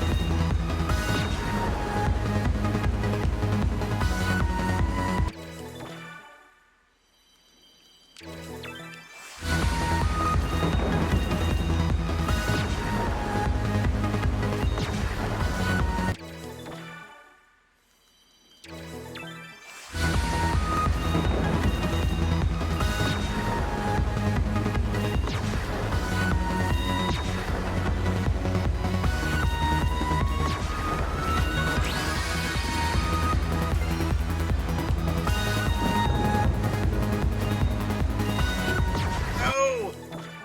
Can't do that. Not to get that card.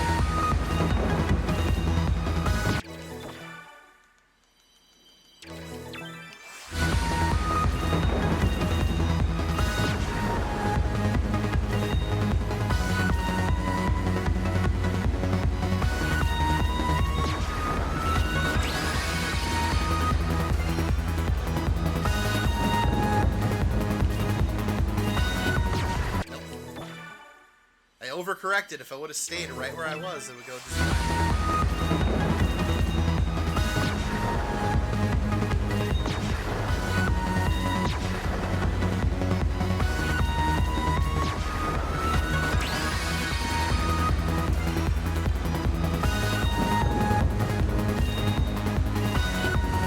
There we go.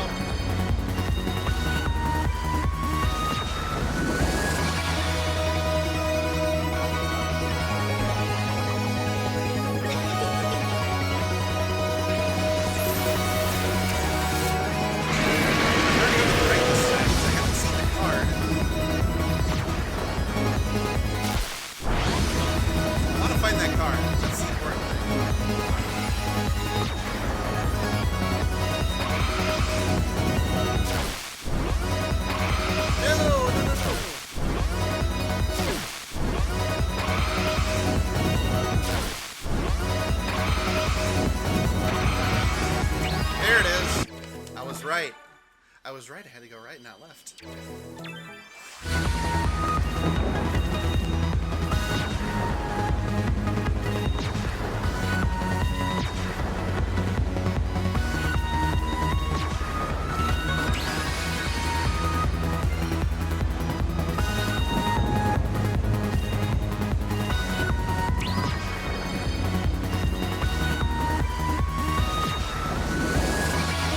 we go.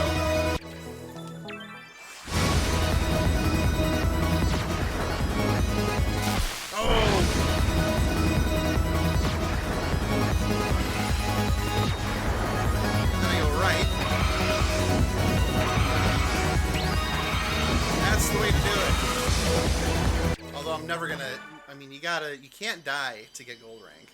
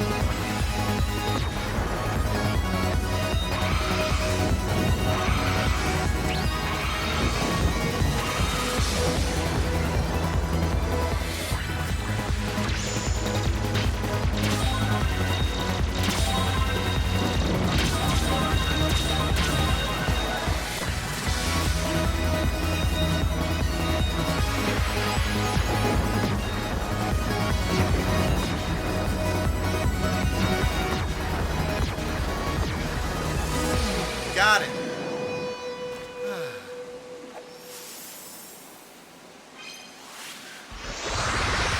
Gold rank. Gold rank, baby.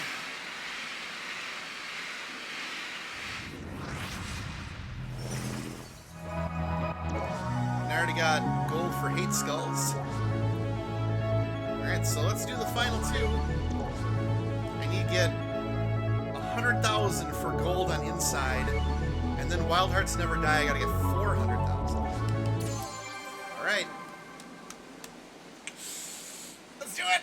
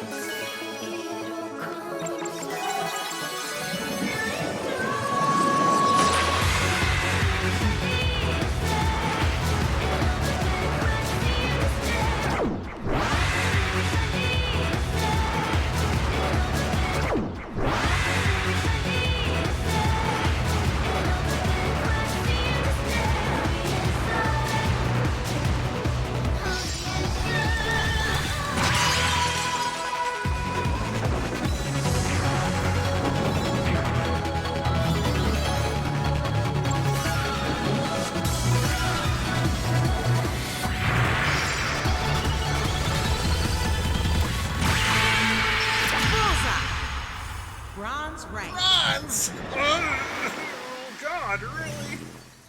I suppose it's a long climb to 100. I can't even get half. Well, not dying will help.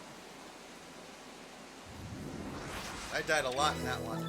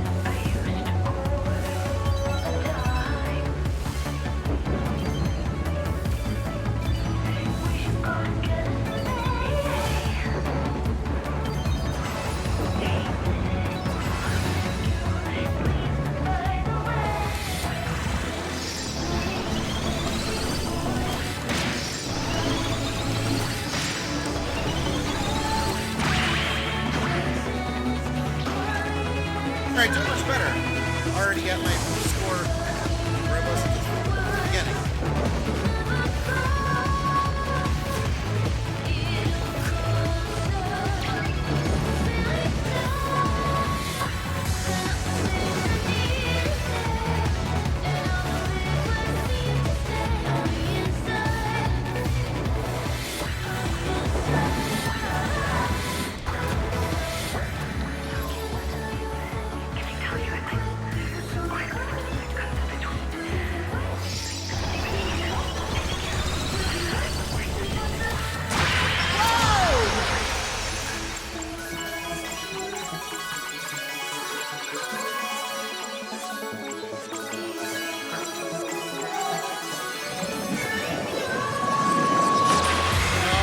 So close!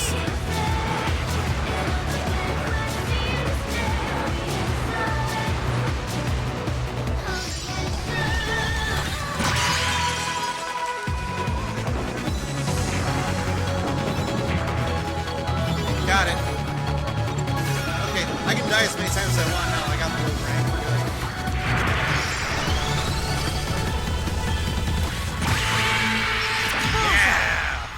Gold rank. Woo! Okay. One more. Okay, be right back. Take a quick bio break.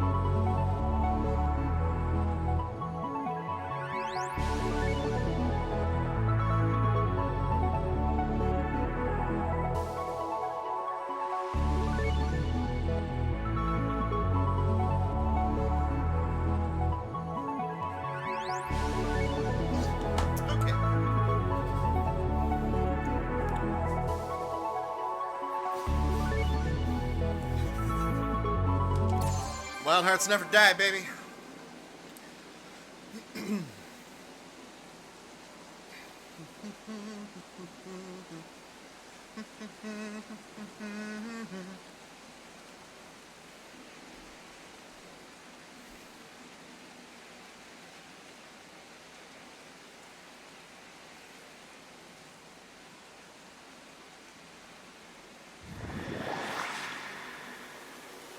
Alright, this is gonna be a doozy. So I got 5 boss battles, and I have to try to not die.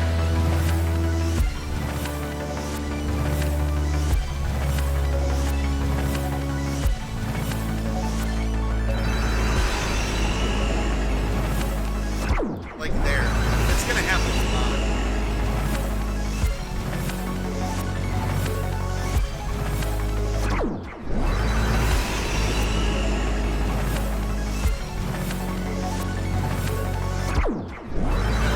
Pattern.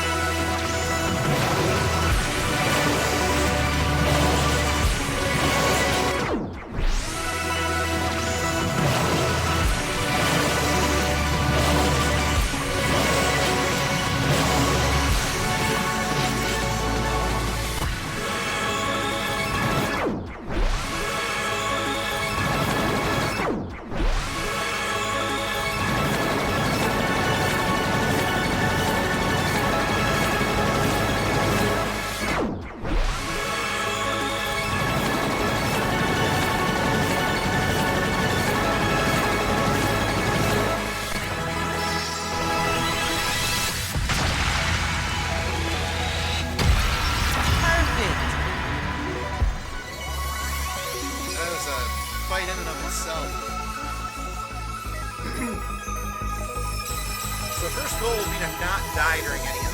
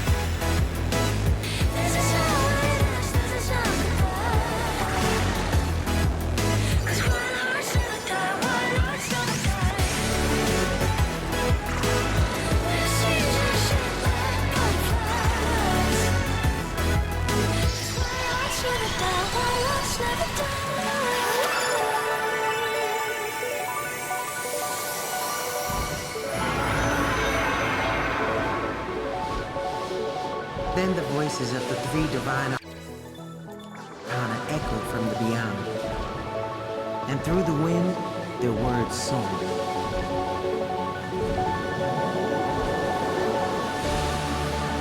From the shards of your broken heart, the real peril has risen. You have restored the lost harmony of the world.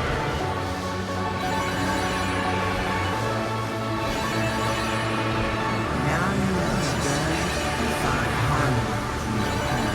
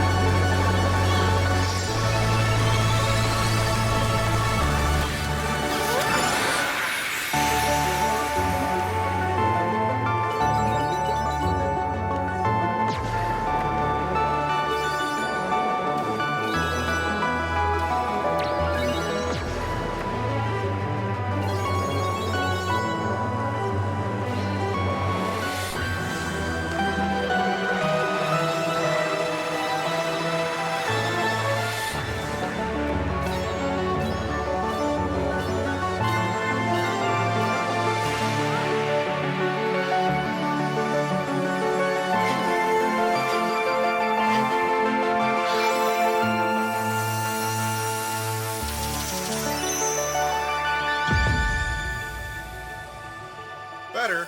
Silver rank. Silver rank. Not long ago, in a town much like yours, Sayonara, wild hearts. So, I think gold is 500. 400? Oh, okay. Yeah, okay, so the goal during the entire boss battle at the start is to not die.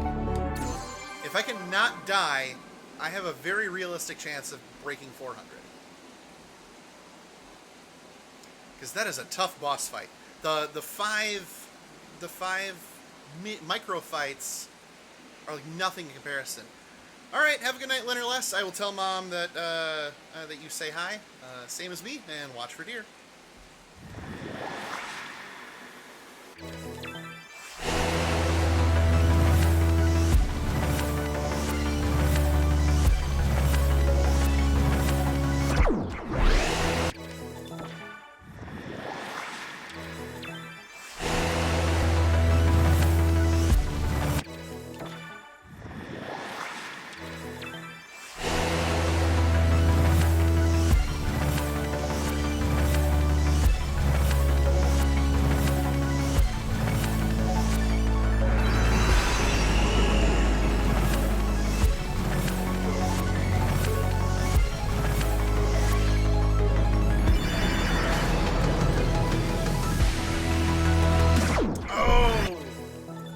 to start on the left. Okay.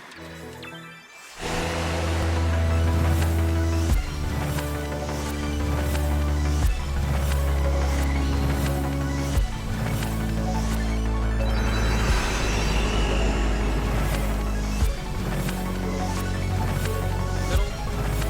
Left.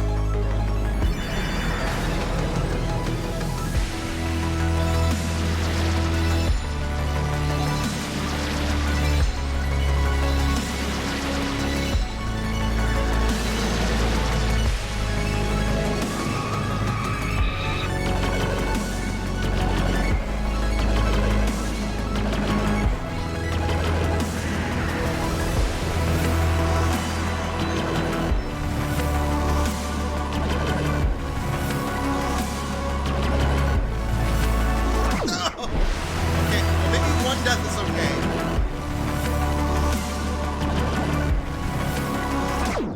Okay, two deaths ain't gonna cut it. I was having a really good run there. Well, practice makes perfect.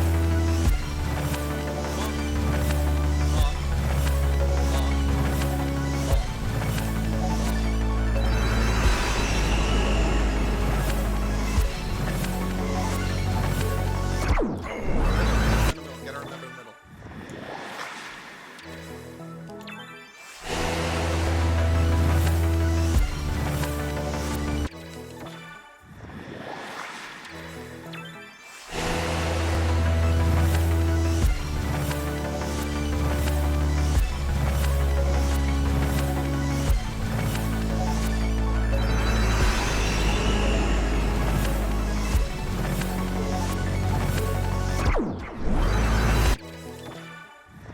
I'll get it. Practice makes perfect.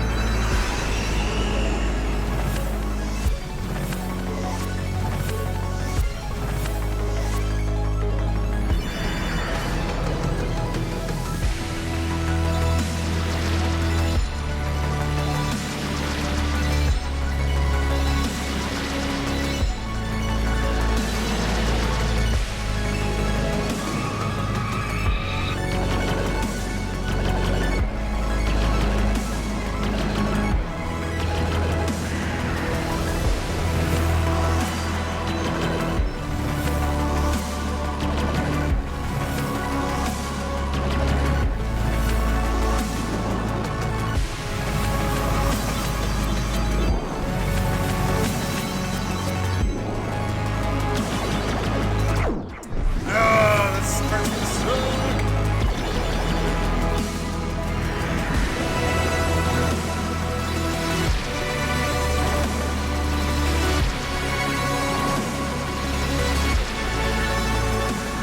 Let me see if I can restart this.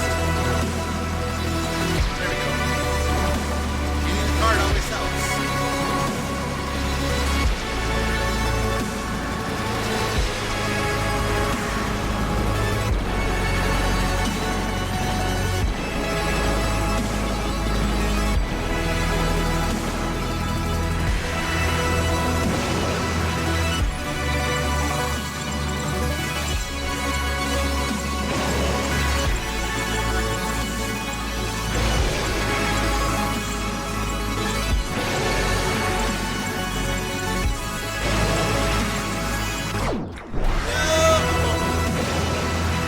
Alright, this one. Can't make that mistake again.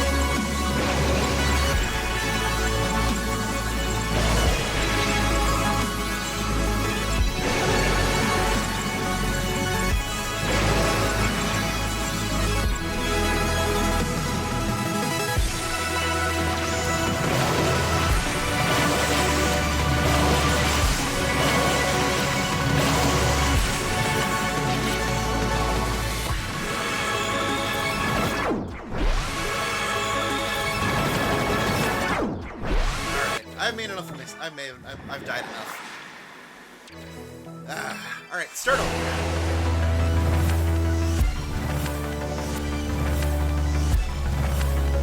Get this part committed to memory.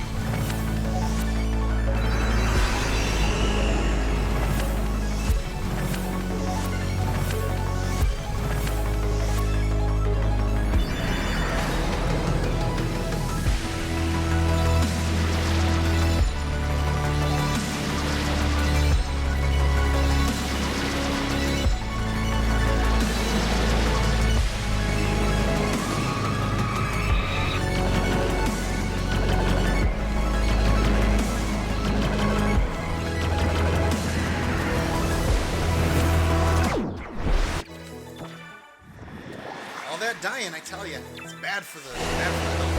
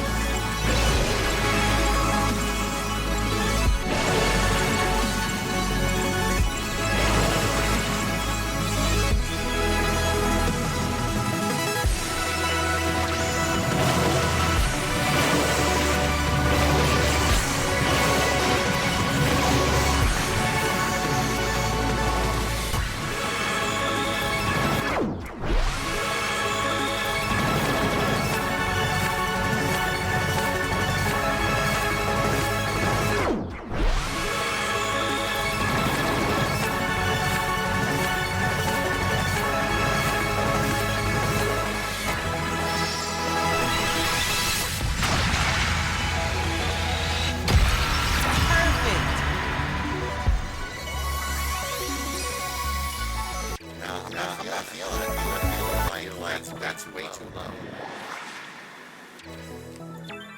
They gotta make through this without dying. That's gonna help more on the souls.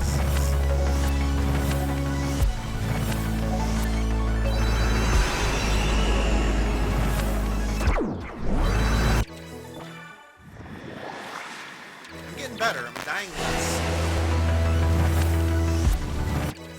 I would like to get the hearts though.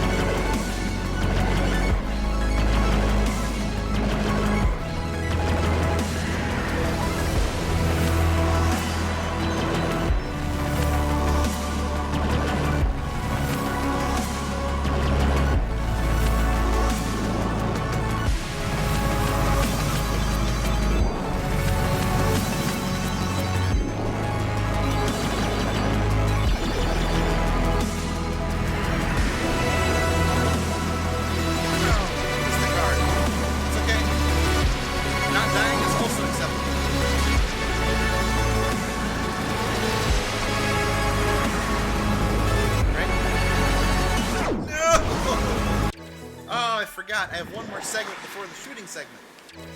Alright. Progress is progress.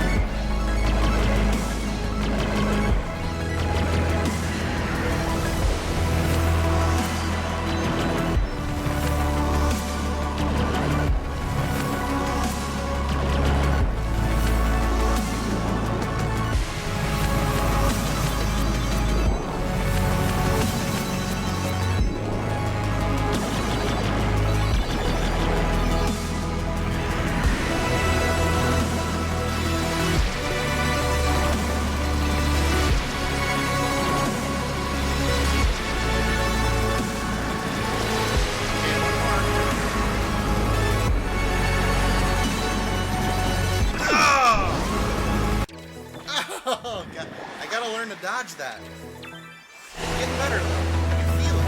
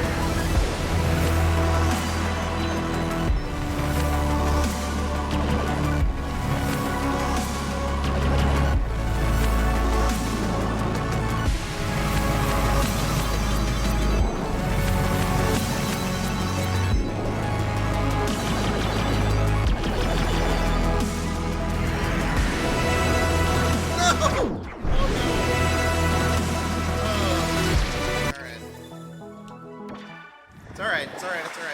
I'm doing great. I feel it. Making progress.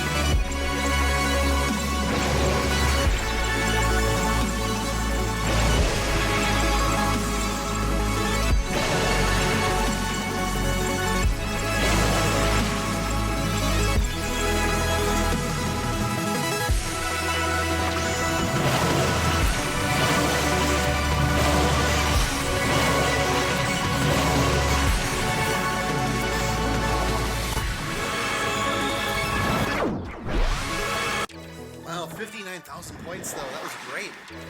That's consistent.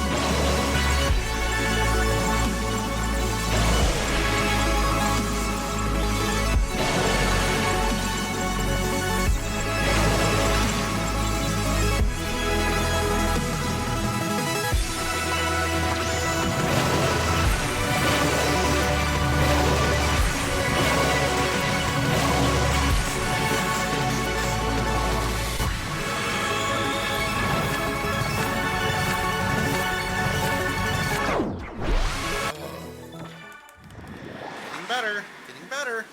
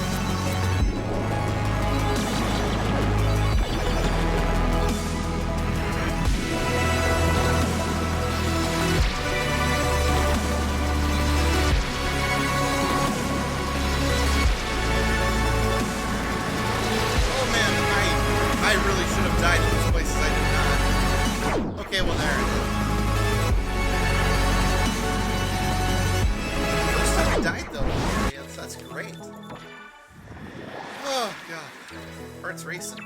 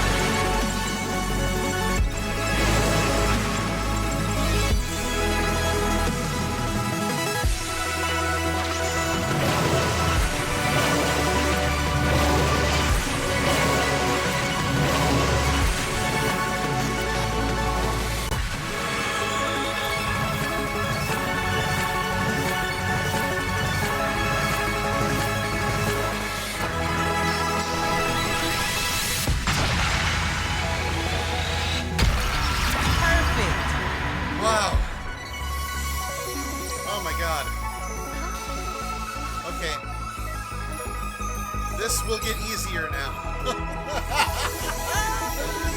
100,000. Oh, not bad. Not bad.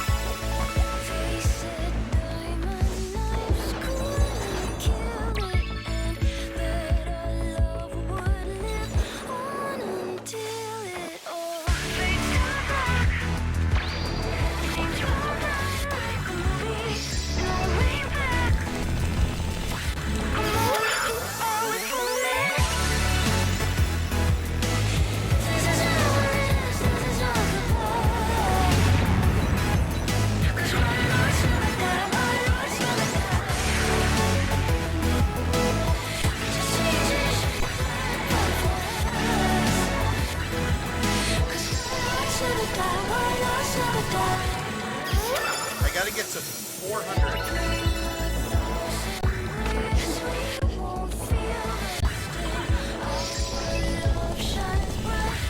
I don't know if I can do it though. It's a big ass.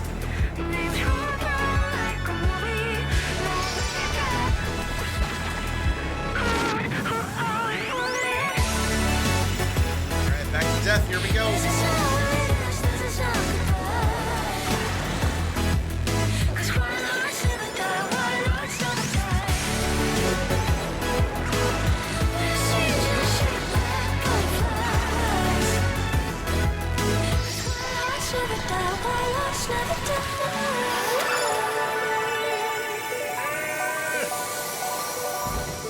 Dragon time. I don't know. It's a big ass. Then the voices of the three divine If I get arcana gold echo rank, it's from the gonna be beyond. friggin' close. And through the wind, their words But if soar. I gotta do the level again, I gotta do the level again. From the shards of your broken heart, the real herald has risen. You have restored the lost harmony of our world.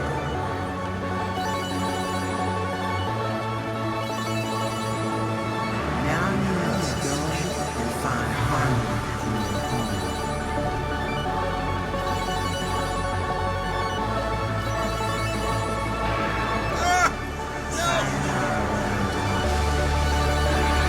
Oh god, I've got 28,000 to go.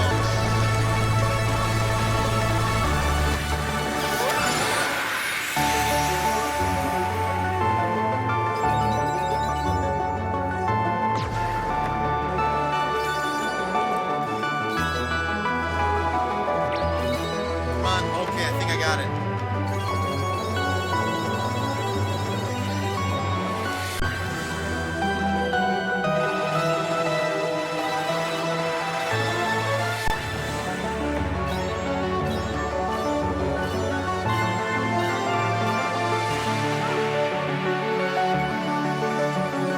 Almost got 500,000.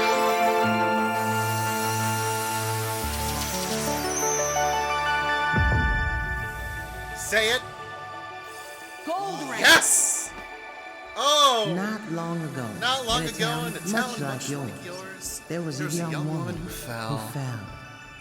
out of love, Out of love. asleep, Asleep. away. Away. For years she fell through spirals of sadness and anger until she could not fall any deeper and and fell right back into her groove. And she got gold rank on every fucking stage.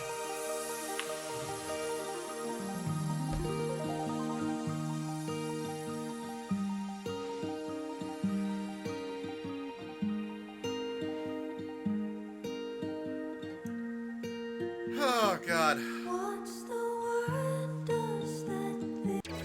Skip cutscene. Sayonara, Wild Hearts. That's right. Sayonara, Wild Hearts.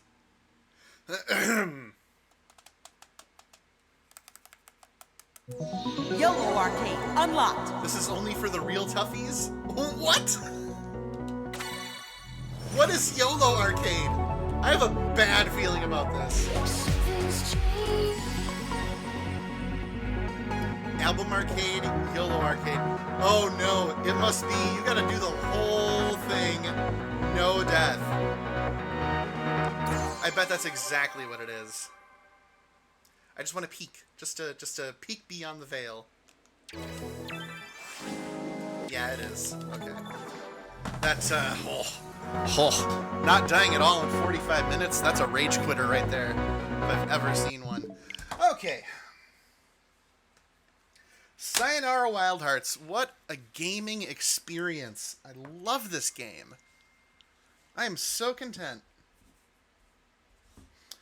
Oh, my goodness.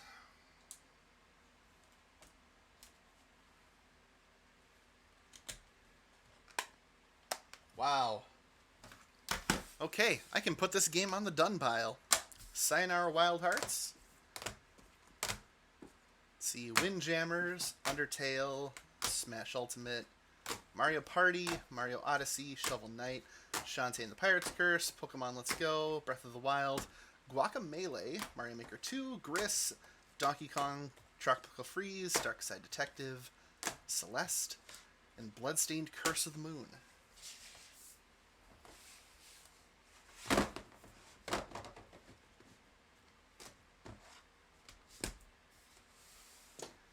Okay. Wow. So what else do I have? I've got Clubhouse 51 games, but honestly, like, it's a good party game, not really good for the streaming experience, I think. So, put those over there. So I've got Ukulele and South Park, The Fractured But Whole. I only got half an hour. Okay, well, how about I call it good for today? And I don't know, maybe I'll do some streaming tomorrow. See what the nuns think about some Mario Kart, but if they don't want to, that's okay too. Whatever. I am very looking forward to seeing how this VOD turned out with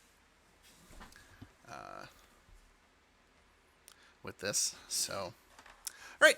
Well, that being said, thank you so much for hanging out with me today. So, Lingua Lupa, my Riri, Anywhere with Kiki, and Linnerless, and Aquaval, thank you so much for stopping by and hanging out. Thank you, Aquaval, for the follow. This is a good experience, doing some thinking outside the box for streaming, especially, reading books, and especially, interesting and different children's literature. Honestly, great stuff. So, until next time, as always, keep it crispy. Well, we don't really need to keep it crispy anymore. That saying's old hat.